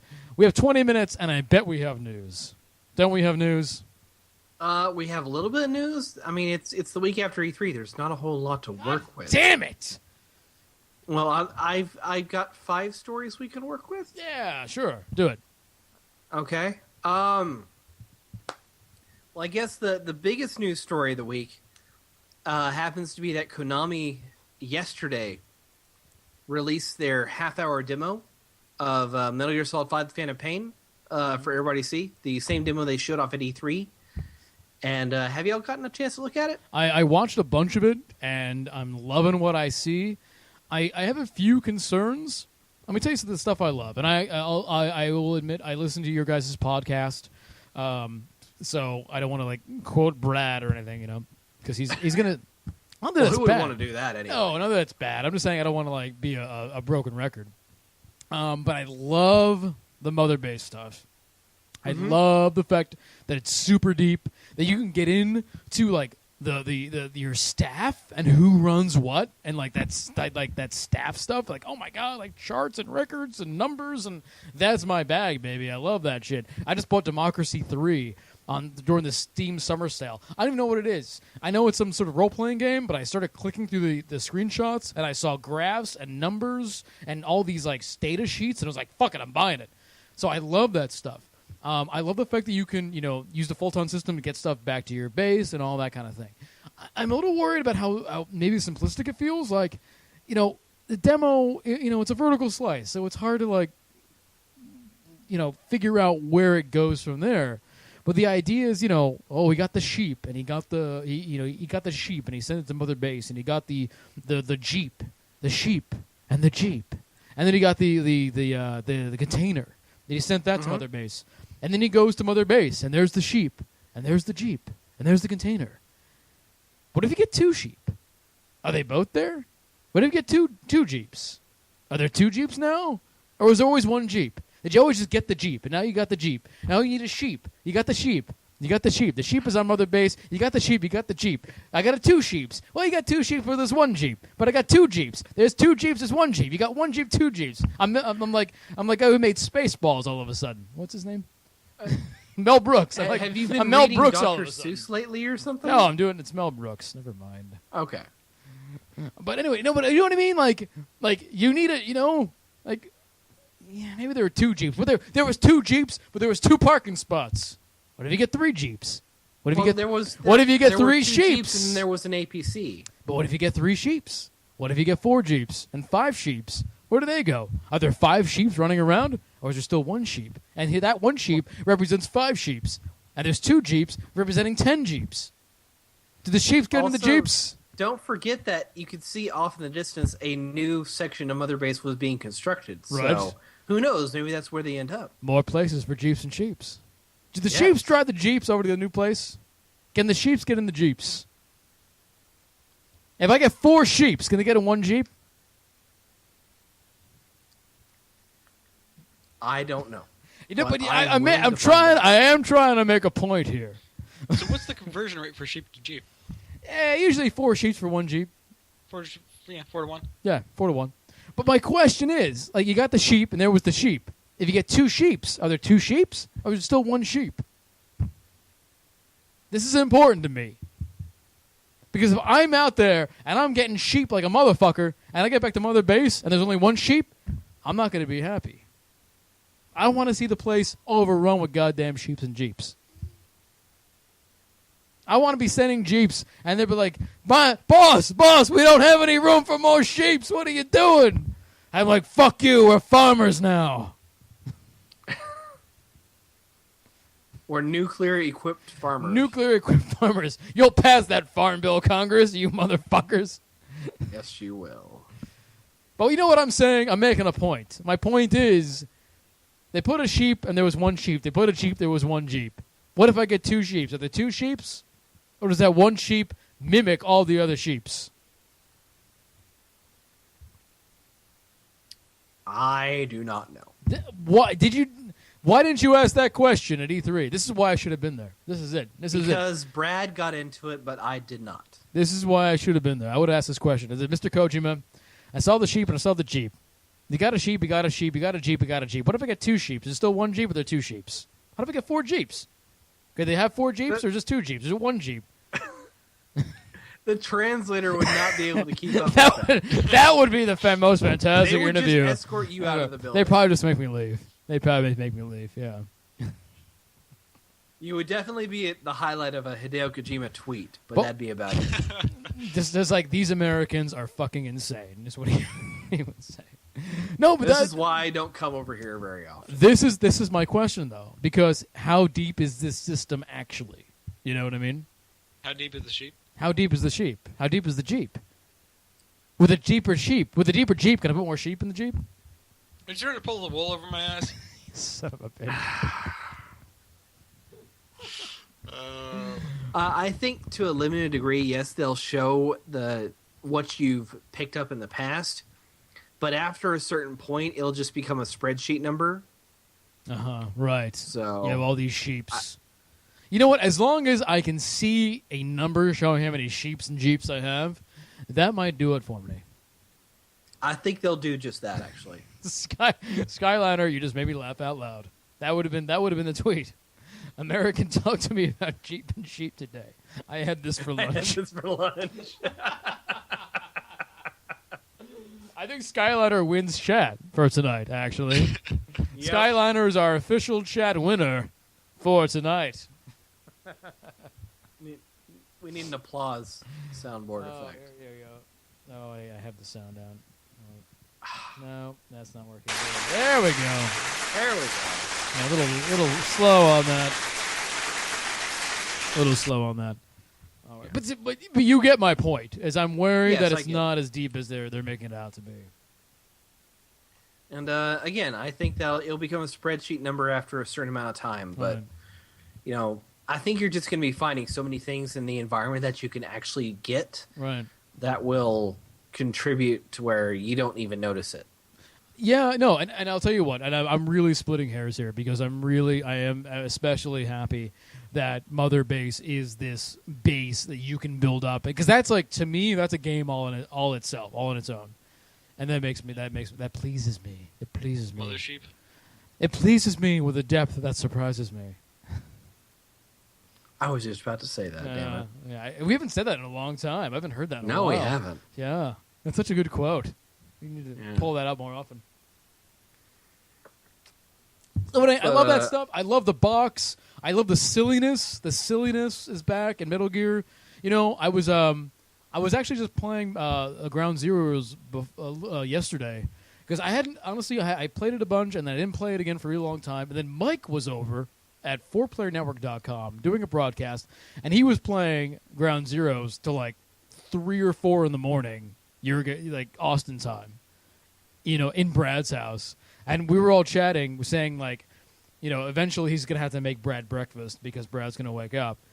He was all into it. And I invented, like, it inspired me to get back into it. And I'll tell you, like, that game is so good. Like, I know you don't like it, Chris Davis. I see you. No, I like the game. I just don't like it for the price. I know, but let's ignore the price. Pretend it was free. It's a good $15 game. It's not a good $40 game. Pretend it was it $40?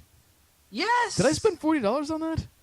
Yes. I must have been drunk. Anyway, forget the price for a second. It's so fluid, and the stealth and the combat, it all works together so well. It's kind of brilliantly designed. It has some really great stuff to it.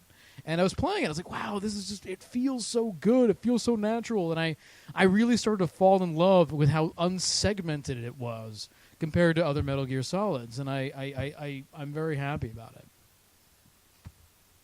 So anyway, looking at the video, sending stuff to Mother Base, popping out of the box like a stripper out of a cake at a bachelor party. It's fucking awesome. I mean, it's just, I'm loving it. Really liking it.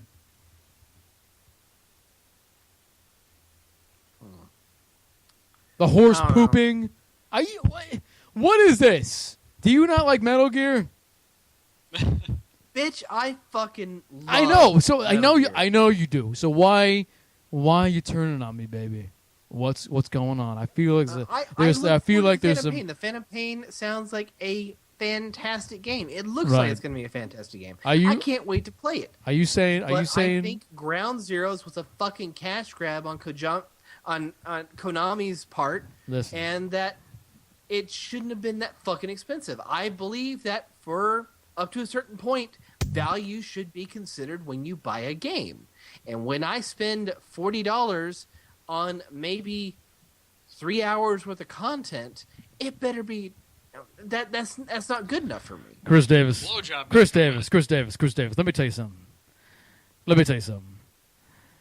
Tell me something. Let me tell you a little something about love. Uh, Listen, baby.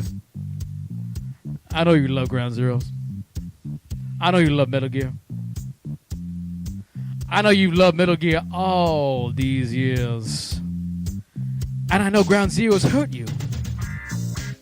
But you just gotta give it up, baby. You just gotta forgive. I know that it made that little cash grab and a little bit of that bling bling, but let me tell you something. There were good stuff in there. It took a little bit of it, but it gave a lot back. You just gotta open yourself up and experience what Ground Zeroes has to offer. Because it might have taken a little bit of your wallet, but it gave out so much in flesh, baby. Come on. There's just so much content. Unbelievable. And you know, baby, you know that when Ground Zeroes comes around, it's gonna make a do. It's gonna be all right. So you just gotta lay on back, looking up on that mirrored ceiling, and just let it happen, baby. Because when Kojima comes to town, he gonna play you like a goddamn fiddle, baby.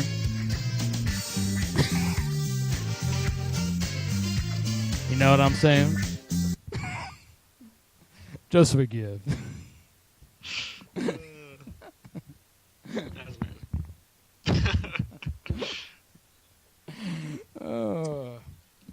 I don't know. Again, I don't know. I have my beefs with Ground Zeroes, but I can't wait for the Phantom Pain. Yeah, I agree. I agree. Phantom Pain is going to be amazing. Liking it. All right, next news story. How about a shot across the bow from Insomniac Games? To Ubisoft. So this past week, a little bit of a I just remembered this. Yeah, I know what you're talking about. Okay. So this past week, there was a little bit of a controversy that popped up in which a producer from Ubisoft said some really stupid things about putting female characters into an Assassin's Creed game. Mm-hmm, right. Basically saying that it was double the production time and extra work. Right. So I want to say one thing really fast is that a creative director said this. Creative directors. Creative director? Yes. Creative directors. Well, creative directors usually have no idea how long things take. Technically to happen. Like, this is somebody who just comes up with game designs and hands it to the technical people and says, make it work. They have no clue how long things take to work. And there's also a reason why a lot of these people do not get to speak for their game when it comes to press time. So Skyliner is saying the guy is fired? Or was this chap behind? But is that true? I don't know. Like they I fired kinda him? Doubt it. Well, she's saying I think he was. he changed his she's saying LinkedIn. He changed his LinkedIn like 2 seconds after. Wow. Oh, He might have been fuck. fired immediately. Shit. Jesus. Holy shit. Yeah, Man, see, I think about that, and I think about the lead animator we talked to for the Arkham Knight interview. Mm-hmm. I really hope he didn't get in trouble for that. No, I really hope not. He probably did. He had a meeting. He had a meeting. He definitely had a meeting. But also, let me tell you, like creative directors, there's like 1,000 of them out there. You know, unless he was the creative director, like that's just sort of a. Oh no, Skylander was joking. Okay. God damn it, Skyliner! I don't know what you had one chat for the night, and then you fucked it over. I might have to pull. I might have to revoke her. Skylander, I might have to revoke your prize from tonight. Either way, he put his foot in his mouth right. and he swallowed, and the internet lit up, and he was just being stupid. Yeah. And so Insomniac has been evidently doing what appears to be maybe bi-weekly updates about the progress of Sunset Overdrive, mm-hmm. and they devoted the second half of their update this week just to, can you play as the female character in Sunset Overdrive? No, that's good. You know, everyone should make fun of them. I'm sorry.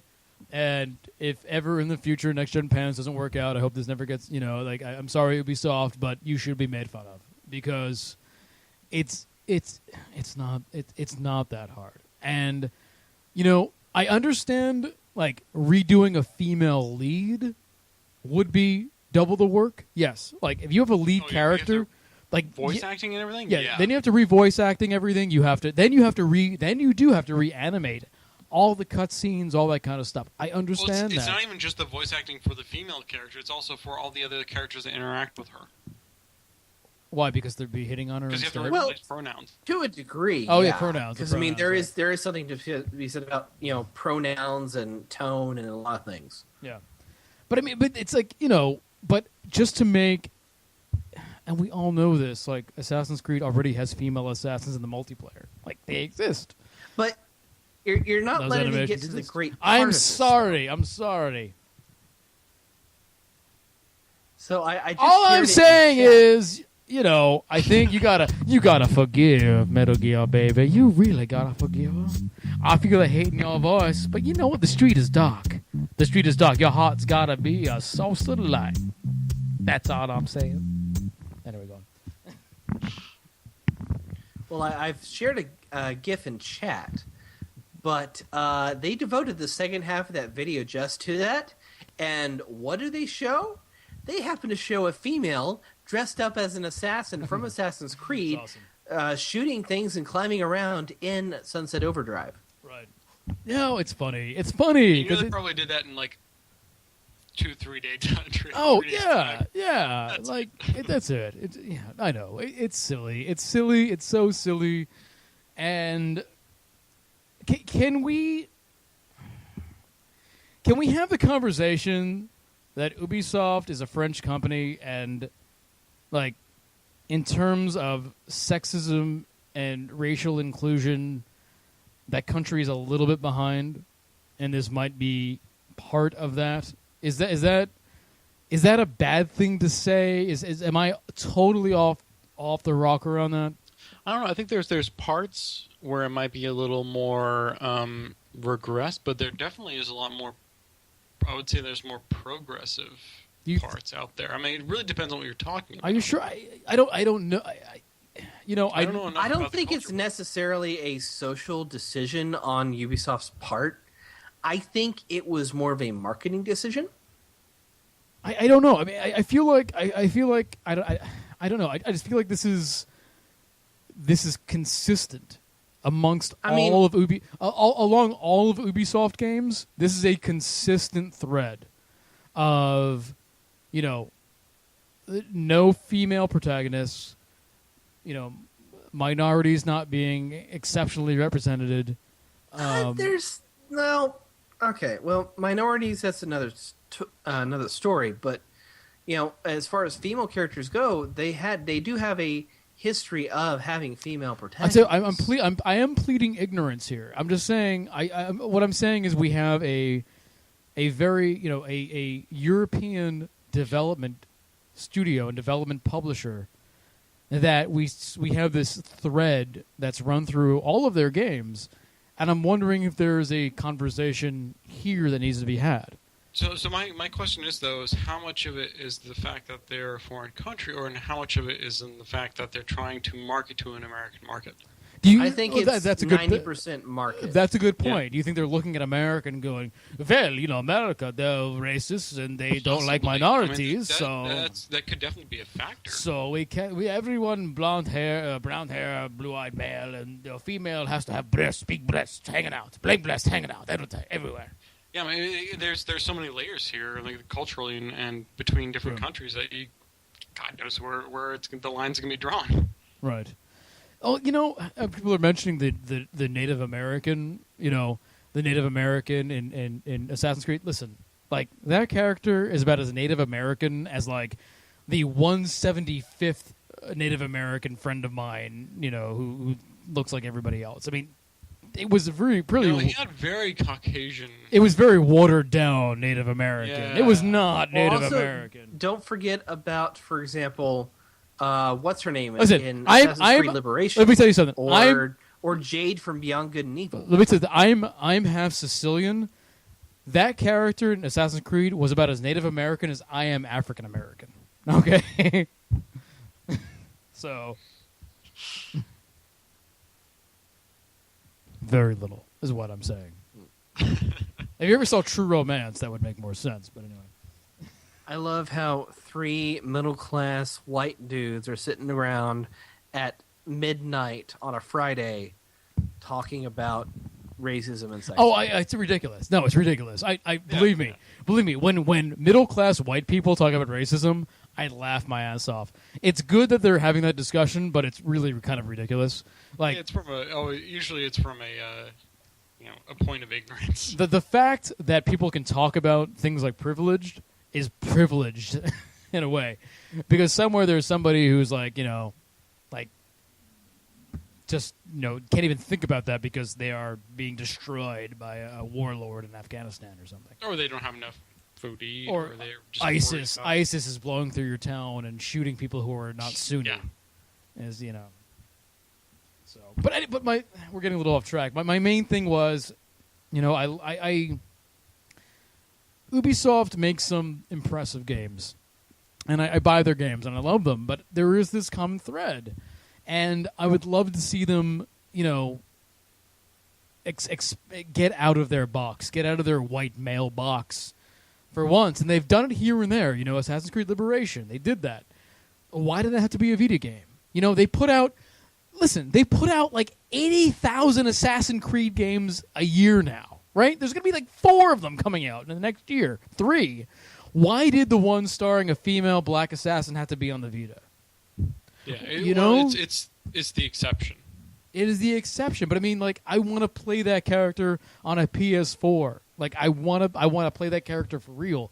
And I hate to like shit on the Vita by saying that's not real gameplay, but that's kind of hiding the ball in a way. It's sort of throwing it to the wayside. I mean, let's give me something different. Give me a strong black female lead, and no one lives forever, for Christ's sake. Actually, you know what? You can play Assassin's Creed Liberation HD port on Steam. Is now 40% off. Oh, well, there you go. Hey, progression! We made it, everybody. We made it. We finally made it. Maybe one day we'll get Beyond Good and Evil 2. Hey, well, Skylander says the lead for Far Cry 4 is an Asian male, and that's, that's... Well, I don't know. He's an Asian male, but he definitely has very Caucasian features. Oh, because we haven't seen. I haven't seen it.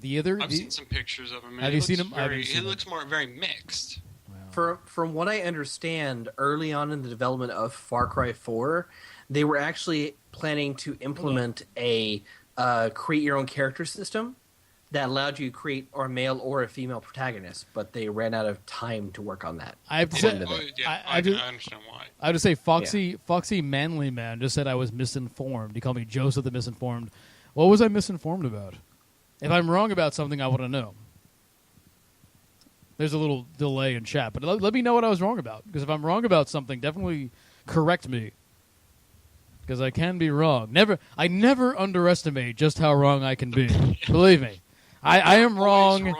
I am point wrong a in lot. our But lives. Bob Not for most of Bob experienced this week how wrong I could be. Every day I'm wrong. Bob, these should work. There's got to be something wrong with their Unity shader. It's the Unity shader, Bob. Figure it out. No, it's because you didn't have the alpha channels. Bob's like, I might have to write a whole new shader. I have no idea what the fuck's going on here. Bob was going to write a whole new shader because I didn't realize I fucked up. Yeah, I mean, that's life. No, it's just it's a learning experience. Oh, yeah, he was just saying about Liberation Beyond Beat Only. I mentioned it was on Steam. Okay. But I mean... Yeah, it also got ported into 360 and PS3 earlier this year. Oh, did it? Okay.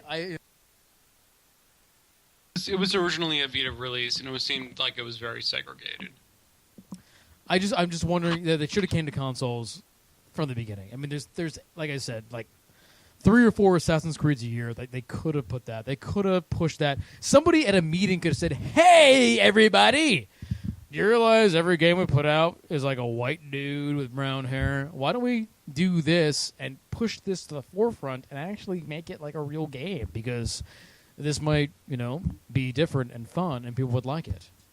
But I think you're right. I think it's marketing. I think part marketing and PR people still have this whole idea that, the gaming population is male and white and brown hair, blue eyes, or brown or whatever, and that's it. And maybe that might be true to a degree. But the fact is that if you actually start making games with other nationalities, female leads, you might actually attract new gamers. You might actually attract new people. There's definitely a majority, the majority market there, where you have your majority demographic being white male, privileged gamer, and then but you have all these niches that you might not be able to sell as many to the majority, but if you go into the niches, if you don't spend as much making the game, and if you try to market for these smaller niches, you might actually hit like 90% of that niche versus like 30% of the majority. Right. And the best argument for this sort of stuff is I was talking to somebody earlier today about this a little bit. A friend of mine who actually works at Sucker Punch, actually, and the best argument. Because, if you start throwing out words like privilege and all that kind of stuff, like, people turn off. They fucking turn off. And I actually hate that whole... I understand the meaning of it, but I hate it because it doesn't take into account personal experience. And, like, you could see a white male in front of you, and you can call him privileged, but you don't know that he spent his entire adolescence raped by his father. And I think you make, when you say someone is privileged, you make assumptions about their personal life that you shouldn't make. Because if you do that to someone who has a horrible childhood and was raped by their father or something horrible like that, you're gonna turn people off. So the argument I like to make about the inclusion of minorities and females in games is that it makes better stories. I say the story of the male, 30-year-old brown-headed male is old and dumb and tired. I want to see stories about other people. And when I tell people that, and I tell gamers that, and I tell male gamers that, who never think about this sort of thing, they can't fight against that. They're like, yeah, you're right. I want to hear about more stories. I want to hear better stories about other things that I don't experience. And that's how you do it. And I think that's the angle to sort of make this sort of change happen.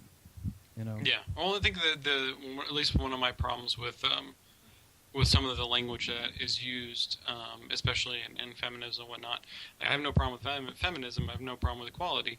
But some of the language is inflammatory. And it's by nature, the words that are chosen there, you automatically put the person you're describing on a defensive position. And inflammatory, and you know what? Inflammatory is expected. I mean, the civil rights in the '60s was inflammatory. I mean, that stuff was inflammatory, and it made a difference. But one thing's like there was a lot of negotiation going on behind the scenes. It wasn't necessarily in the '60s. It wasn't necessarily the riots going on that changed stuff. It was Martin Luther King actually talking with the President of the United States and getting the Civil Rights Act passed. That actually made the change happen. So I think there's got to be a balance between groundswell anger, which is very important, to kind of get boots on the ground and people moving. Well, that's and how then you that element how you of actually get people to change. that element of won't diplomacy. change unless there's a problem. That element of diplomacy. You know, I hate. The thing that breaks my heart is when I see people who believe in, equality and if you call it social justice or whatnot, come out and in a very angry way turn off other people that would have been turned if you just, used a little bit of a softer glove to explain to them why they were wrong and have that debate. I think that debate needs to happen. And if you shut down debate, I think you are showing yourself from a position of weakness. You need to have that debate. And that debate is important to have. And if you're not willing to have that debate, I think it's not gonna help. But well, it's less so about arguing; it's more so about convincing. Yeah, I mean that's unfortunately that's what it's about. I know everyone would love to smash the system, but no one's ever smashed the system without blood, and unless you're willing to make people bleed, you're not going to smash the system. The French Revolution smashed the system because they started chopping people's fucking heads off. Everyone else actually had debates and conversations and stuff. But here we are, like three white guys. Here we are, three middle income white guys having this discussion. What the fuck do we know? I admit I am woefully ignorant. Yeah, exactly. I educate myself, but I will never be as educated as I should be. I try. I try to be. I kind of feel like an alien most of the time, anyway. Like I don't feel like a real person. I'm sort of like I feel like the people I really identify with are like people like Klaus Nomi. So you don't even know who that is. Nope. Jesus Christ. Yeah. So anyway, God, we got over time. We got over time. Imagine that. I know. And is there any other news? I've got 3 or 2, possibly 3. Okay, let's do it. Over? I'm fine. I'm drinking. I'm getting drunk. I'm having a good time. Okay. Do you remember Cat Lateral Damage? Mm-hmm. Oh, God, yeah. Vaguely. What did they put out? Kickstarted, didn't they? Yeah, they've kickstarted it. They kickstarted it last week. Their goal is $40,000. They are currently at just shy of $34,000. And they've got 20 days to go. For what? To make Cat Lateral Damage into a full proper game. Oh, this is the cat simulator, isn't it? Oh, it's you wander around and you kind of knock shit off of the tables and try to make it, do as much damage as a fucking cat. Right. Yeah, it's Cat Simulator. Yeah. Which would be made even better if the game worked with the Oculus Rift, but... It doesn't need to work with the Oculus Rift. It doesn't need to do that. I want the Oculus Rift. Everything needs to work with the Oculus Rift. I want the ears that are going to move. Oh, my roommate has those, and they're very funny. Yeah. Were you here when she was doing that? Yeah. You were, and I said something. Oh, I said something like, "Oh, I pissed all over the bathroom," and her ear went. Yeah, you were here for that. That was funny. Yeah. So I didn't tell Chris Davis, but I have a female roommate who's very small and blonde and whatnot. And she's actually a new roommate? No, same one I've had for like 3-4 years. Well, I've met her. Yeah, same one. But she's actually she's actually going to cosplay at PAX Prime as Link. And she has a sword, and she got her shield, and she's going to make an awesome Link, I think. Chris Davis, I see that look in your face. I see a look in your eyes. I don't want to say you have no chance. I'm just saying. I was just going to say that there are few other subjects of entertaining cosplay pictures than crossplay links. So, right. I mean, more power to her. She's gonna encourage it. She's gonna make a great Link. She'll make a great Link. Good. Yeah, no, she definitely has the. And you should be her Midna. Actually, I told I told her that I would dress up like Zelda in a dress and stuff. That would be amazing. No, but her boyfriend might get annoyed if we do a costume thing. But I said, her boyfriend is Indian, and I said, well, he should do it because he will look like it'll be freaky with a blonde wig. If he's Indian and he's wearing this bright blonde wig and pink dress, like the contrast, I stay inside a lot. I'm right now I'm a pale Russian motherfucker. But him, it'll be like, oh my God, you're wearing a blonde wig. It's freaky. But I don't think he'll do that. Not Zelda. What are the name of the female thieves? Shit. The Gerudo? The Gerudo, yeah. Oh, you know what I should do? Oh my God! So she'll be Link, right? Mm-hmm. Yeah. My roommate will be Link, and maybe her boyfriend will be Princess Zelda. They have one male. I should dress up like an enemy, and I can accost them the entire time. Well, you could do that. No, it'd be terrible. I shouldn't do that.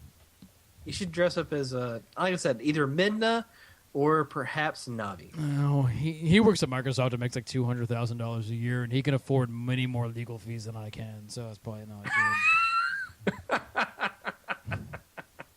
I'd have to settle that shit really fast. Anyway, news. Keep going. All right, two more. Sony has announced their first preloading upcoming PS4 games. Yeah, so I don't understand. Listen, maybe you could explain this to me. I don't understand preloading, right? The idea is that you buy a game digitally. Right. And you start loading it on your computer before the release date. And so as soon as it unlocks at midnight, you can play it immediately. You realize, when midnight hits, I can download a game in 10 minutes? Why is that 10 minutes such a big deal? I don't know, but ask that of a shit ton of PC gamers, and they will tell you because 10 minutes is better than most games take 10 minutes to download. That's crazy. Well, you've got a good internet connection. I have to pee. I have to pee really fast. I'll be right back. Okay. What Joseph doesn't realize is that the broadband situation in America is fucked. I mean, 1 in 3 Americans do not have access to broadband at all. So, we may say that we have good connections, but there are sections of the country to where you can't get anything but DSL. So. Yeah. Oh yeah. No, absolutely. I mean, up here, my only choice between Comcast and anything else is DSL. Yeah. That's it. I mean, there is no competition in the market. That's the main problem. Yeah. It's such a large infrastructure too that you have to have billions of dollars just to build the infrastructure. But even then, you have to get permission to build the infrastructure from everybody that owns the land you're building the infrastructure on. It's such a huge, complicated process. As well as you got to negotiate contracts with the other carriers, so you can actually use their service. Well, their lines. If you decide to use their lines, if you try to put your own lines in, then it's an even more expensive process. Mm-hmm. We need the FCC to reclassify broadband providers as Class 2 carriers. Yeah. Yeah. We're classified as a utility. At this point, it's pretty much... I mean, it's almost required if you're trying to find a job. Mm-hmm. It pretty much is a requirement. I mean... Yeah. Well, and as you begin to see a lot more of the presidential debates and the presidential addresses online, and less so on TV, less reliance on TV, you're probably going to see more of a leaning towards the internet and whatnot as a utility. When you're seeing more internet-enabled TVs and people watching most of their programming on the internet, cable's kind of TV itself is for me is a dead medium. Yeah, same here. There's no point to TV for me, period. That just seems to me eventually the evolution will be, all right, well, we need to classify internet as a utility because it replaced TV. It replaced your phone and it replaced TV. We have cell phones, we have internet. Those are that's the new system. I think it's going to be difficult until you can have the newer generations come in saying, you know what, this is stupid, let's just change it. Yeah, our generation needs to just take a hold of Congress and just chew the fuck out of the FCC. Wait 40 years until we're old enough to be in Congress. I know. Like, they're all, like, 67-year-olds. Like, they're really old. They're the ones that either want to die in office or want to have at least 8 terms under their belt. Yeah. It's not going to happen. Just for the sake of power. It's not going to happen. Just bend over and just feel it and let it be, because it's not going to happen. You live in America, where money is number one, and they love to fuck your money asshole. So it's not going to happen. We will never get the internet speeds of South Korea for the price they pay. We'll never get that. We'll get much less for much more. No, that's a realistic assumption. Yeah, but there's nothing saying that we can't hope to aspire to that. You know what the hope is? Google. Google can fight them and bring Google Fiber and bring actual competition to that market. Mm-hmm. They're the ones that can do it. So yeah, if you're listening in chat, write your local congressman and demand that the FCC reclassifies broadband providers as Class 2 carriers. And demand Google Fiber. Demand Google Fiber. Demand Google Fiber from your city. All right, next thing to do. News stuff. So anyway, I explained pre-ordering or preloading. You understand that now? No, not really. But go ahead. Okay. Whatever. All right. I think it was peeing during the most of that. Okay. Yeah, you walked in like... No, I understand. Right? Like, some people, it takes like 37 hours to download a game. Yeah. Okay. So, all right.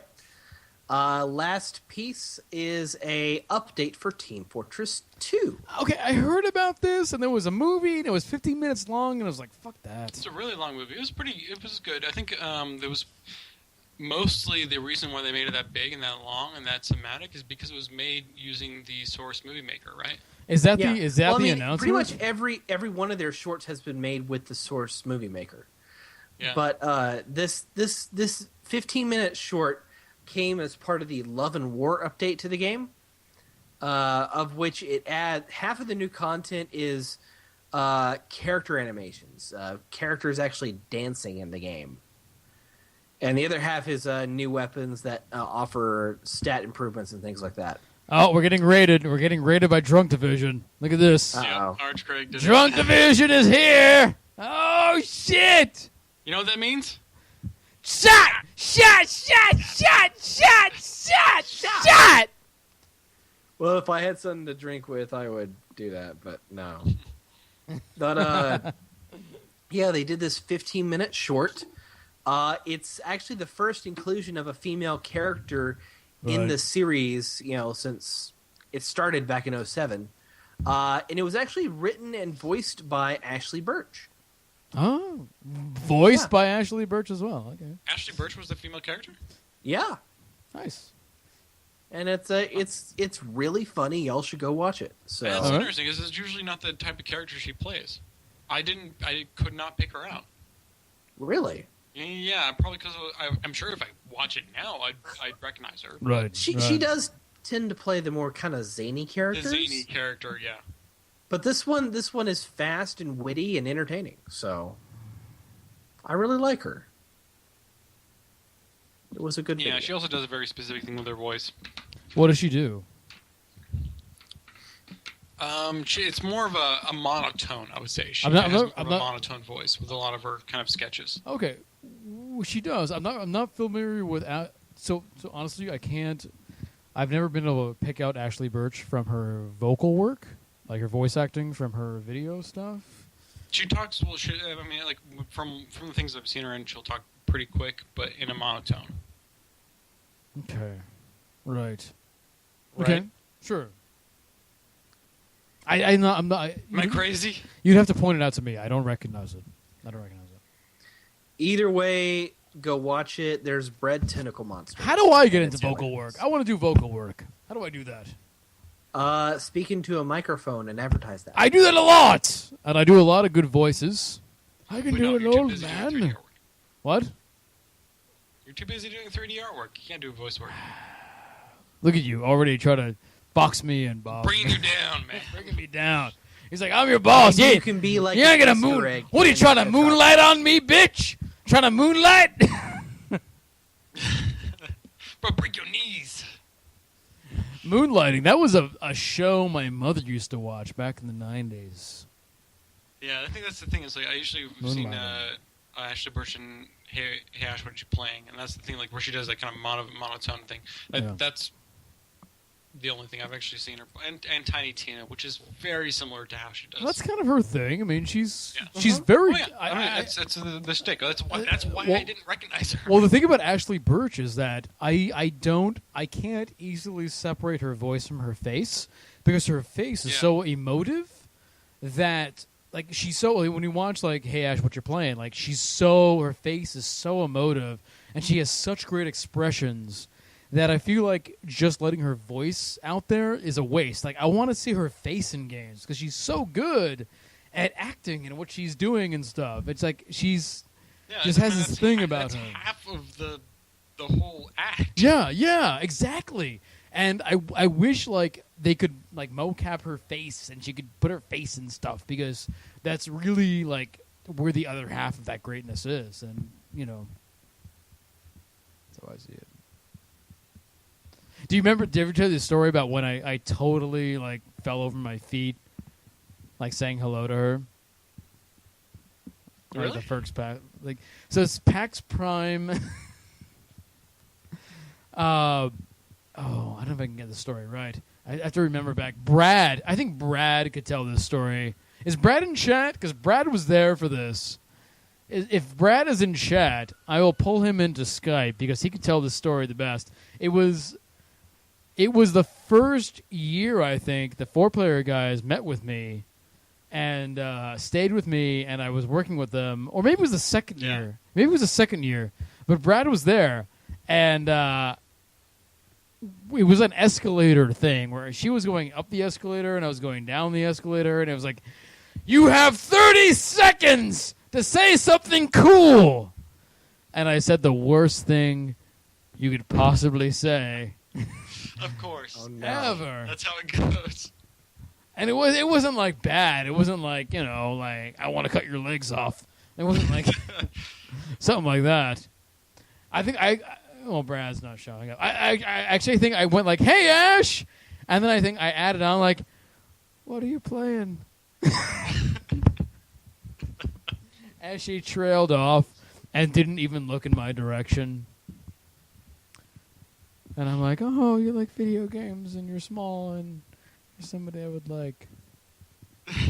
But now you'll never talk to me again because I'm that guy who said the most cliche thing to you you've ever heard. And you've probably heard 1,000 fucking times ever.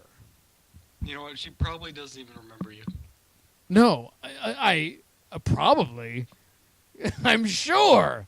There's no probably about it. Are you kidding? Like I love Delago's response. Like 3 seconds after I passed, like I was gone. She was like, asshole, what am I having for lunch today? Like that was it. Like that was it. Do you see what Delago said in chat? What? Do you see what Delago said in chat? No, what did he say in chat? Yeah, look. Oh, potato It's something girl? I can't Sash say rice? because you'll put it on a soundboard. And 202 short moon, Miss Paulings. I don't know what is he saying. I don't know what he's saying. Lower, scroll down. You're tiny, and I want to wear you like a flesh scarf. Yes. Oh, I didn't say that. You should have. Yeah, that'd been hot. Samson is like, Joseph, message her on Twitter. Oh yeah, that's not creepy. I was the guy who was passing you on the escalator back in 2011. You want to be my friend and go out with me? Yes, that's maybe the worst thing you could ever say to anyone ever. No, it's over. And It's over. Mark? Over. The dream is dead. The dream is dead. I had one chance, and I completely screwed it up. So you just learn. You live and learn. Look. It could have been Winona Ryder. So that's. So you're saying there's a chance? Man. I was talking to you about my podcast. Let's hang out. No. It's awful. It's awful. And So anyway, no, but I love, like I said, I love those videos. I love her voice acting, but I wish she acted more. Like, she's got a great face and has great, emotional appeal in the way she like emotes stuff, and it's very cool. well, she's branching out. I mean, she's doing a lot of writing, and she's, right. For example, again, she wrote and voiced the Team Fortress short, but she also plays one of the secondary characters in the Attack on Titan English dub. So, can you explain to me what Attack of the Titan is? Because Cliff Bleszinski has been talking about Attack of the Titan quite a bit. Cliff Bleszinski? Attack on Titan is a Japanese anime that came out this past about a year ago. It's based on a manga, and the idea is basically imagine Shadow of the Colossus, but it's all about these giant naked person colossuses that are eating people. And that's They're giant. They're basically like giants, as you'd expect, like classical, like large human beings who are Right. entirely naked that attack people who and eat people. And that's why they All built right. a I'm gonna giant say walled city. Chris Davis, like, chat is all about Attack of the Titans. They really love it. like. it's a pretty decent show. It's Pretty it's kinda decent. like- Chris Davis, Attack of the Titans, pretty decent. That's on the Yeah. DVD. On the DVD of Attack of the Titans, Chris Davis, 4-Player Network, pretty decent. I kind of like it. It's okay. kind of dark, but it's basically like Shadow of the Colossus meets the movement system from Spider-Man. So was this a game or is it a No. anime? Do you know about? Have you ever heard of the best I've ever heard of it described as Evangelion for the modern generation? I disagree with get you now. Oh, you would disagree with that? Why is that different? Because Let's well, put this shit on HD. Put this shit on HD, bitch. Well, it's basically giant beings trying to eat or to destroy mankind. But there's a little more focus on like giants eating the giants eating people. They'll like consume. They'll. It's very visceral, very bloody. Where the giant colossal human beings will go over and like try to nom people, and it's more about I don't know, it's a weird mixture of politics plus discovering the motivations behind these giants, these titans, and their origins, as well as trying to have mankind expand beyond the walls that protect them, because they're an isolated society that's protected from the outside world, which these giants overwhelm. So it's an interesting concept. I like the concept. I like the I would say I've been reading the manga. I haven't been watching the series, but it's a little convoluted, and it does that kind of Japanese thing where it has that very I would say it's more of a philosophical take on things. Like there's a lot of manga that tend to go more towards the philosophical side of being like, what is mankind? What is moral? Like, what is morality? And they kind of explore that stuff. And to me, that's not really interesting. But they do have, it's for what it's worth. It's definitely worth checking out if you want to read it or if you want to watch it. Yeah, it's a good read and it's a good watch. So definitely recommend it.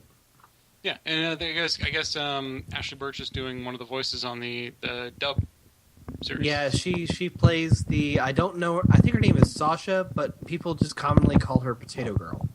Oh yeah, she plays that character. Okay. Yeah. I never watched the English version of it. I watched like 2 episodes and I was just like, whatever, I'll just read it. I think I think the series is now available on Netflix. So. Yes, it is. In fact, I'm needing to get into a new anime. I haven't been into an anime in a few years. I actually ended up recently finishing Samurai Champloo because I watched it like when it was on Adult Swim years ago. Probably about 10 years ago. I never finished it. I'm needing a sci-fi show. I'm thinking I might go back and watch Outlaw Star. But I'm also needing like a lighthearted comedy, so I'm thinking Nichijou. So. What? Nichijou? I never heard of that. Just, I will share a link in chat and encapsulate that series. Basically, have you ever thought about suplexing a deer? Why would you do that? Because Nichijou, and I just posted in chat there. But yeah, it looks to be pretty goddamn funny. God damn it, Joseph! What? What's going on? I've actually seen this. Yes. I probably have seen this. I've seen this clip before. Is that's what that is? Yeah. And evidently, there's a whole lot of stuff like that. Yeah, it looks like he disappeared somewhere. Yeah. Yeah, I mean, I've been reading. Actually, if you want to know, all right, I'll totally nerd out here. Okay. As you may know, like I speak Japanese and I read now Japanese and everything like that, and I like manga. I actually follow quite a few. I don't watch that much anime, but there is a series that I've been reading, which I actually thought was kind of cool. I don't know if there's actually an anime based off this, but it's called. Let me see if I can find it. It's called The Breaker. It's actually a Korean manga. I think I've heard of it. I don't know if they've done an animated series off of it. I have no idea. I just was like, let me find something new, and it's about martial arts and everything. And that's one of the best things I like about a lot of these Asian comic books. I mean, if you want to call them that, is that they can take the most mundane thing and make it really interesting. Mm-hmm. Like there's a whole comic about table tennis or just like Go or like any kind of thing, anything else, and it's like this is actually really interesting. Like, or just about boxing. It's like I don't give a shit about boxing, but this is really cool. Let me read more about it. It's interesting. It's really kind of neat. What are you wearing, Joseph? He's back, but he's wearing a hat. What is he doing? I don't know. Joseph got bored and got a hat. Is this what he does when he gets bored? He just gets. No, I've changed my headwear every 5 minutes for like the past 10 minutes. For the past 15 minutes, I was gonna say that you're like the ideal audience for Team Fortress 2. For the past 15 minutes, I've changed my headwear every 5 minutes. Nice. You guys called it out, but I was just about to put on my fedora and hold up a sign that said "Not all men," but it's me. Oh man! All right, any other news? Are we good? We are good, sir. All right, because I've just drank half a bottle of vodka. So. Oh, nice. Wish I could afford that. This bottle was $9.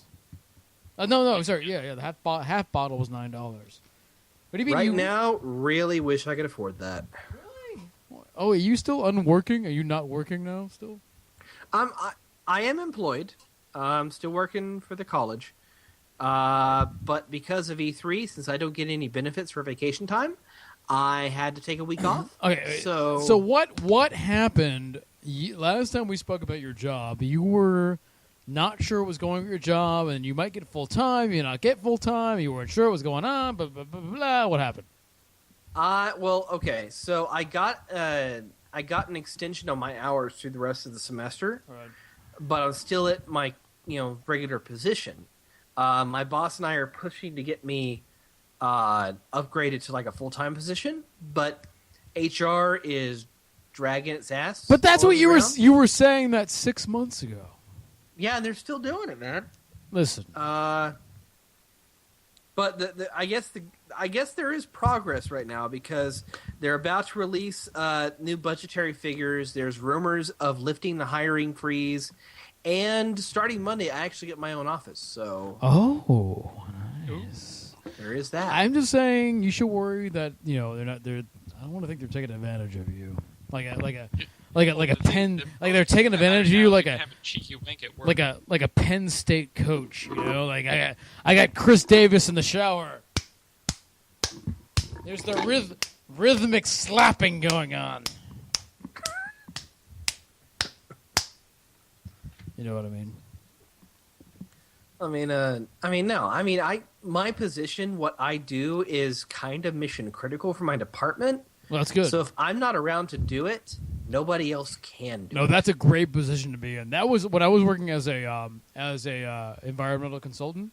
I actually maneuvered myself to be a critical person, to be the only person to know how to do stuff, because it secured my position for a long time. And ultimately, that worked out really well. What's that? Ultimately, that worked out really well. well.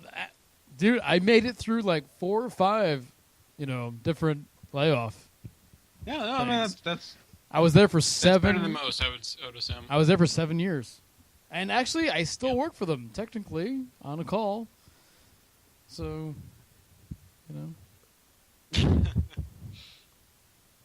Anyway. But anyway, I'm hopeful. I'm optimistic now. But yeah, I'm kind of in the poorhouse because I had to skip out on a week for E3. I know what that's like. Yeah. All right, so let's do our final thoughts of the night. Chris Davis, why don't you go first? Oh my god, my final thought is that I really don't have a final thought. You don't have final thoughts? I really, no. What are you thinking about right now? Just tell me what you're thinking about right now. Thinking about right now? Yeah, just out of your head. Just free associate. Well, you're not going to like the answer, but right now I'm thinking that I keep getting invites for Skype for Payday 2, and my friends are desperate to play with me. So. Oh, that's fine. That's all right. Let's just free associate. That's good. That's good. All right, Bob, what are you free associated? Just give me top of your head. Boom! Give it to me. My team better win, bitch. What team? My team on Steam. Oh, what team are you on? I'm on purple team. I'm currently leading by 9,000 points. Oh man, God! I hit the wrong thing. Oh fuck! God damn it! I hit the wrong button. Purple parrots. Fucking silver snakes. Son of a bitch! I just hit the wrong button. Yeah. There we go. There it's back. We're the purple-headed warriors, bitches. Spear fronting the lines, yeah. Fuck your purple parrots. Yeah, silver snakes for life. But man, my wallet's gonna be so sore after this week. So sore. So sore. But it feels so good. So good. All right, and my final thought of the night is I'm out of alcohol. I've drank a half a bottle of vodka, and I might get some more, but I have work to do tomorrow, so I don't know. We'll see. We'll see. I kind of want to get really, really, really drunk and watch Commando. That's kind of what I want to do right now. Or Running Man. I want to watch an Arnold Schwarzenegger movie. I want to watch, get really drunk and watch, Predator or Commando or Running Man. Good choice. I think that's my agenda. My agenda. But I want to thank everybody for coming out tonight for 4Player Network's Cocktail Time Live here every Friday night, 8 p.m. Pacific. Thank you, everybody. Thank you, Bob. Thank you, Chris. Thank you, all subscribers. Thank you, all of our non-subscribers. We will see you next week here at 4PlayerNetwork.com. I'm not sure if anybody's taking over. Brad might be taking over tonight. I'm not too sure. But stick around because something might be happening. In any case, check out our main website at 4PlayerNetwork.com. We'll see you later.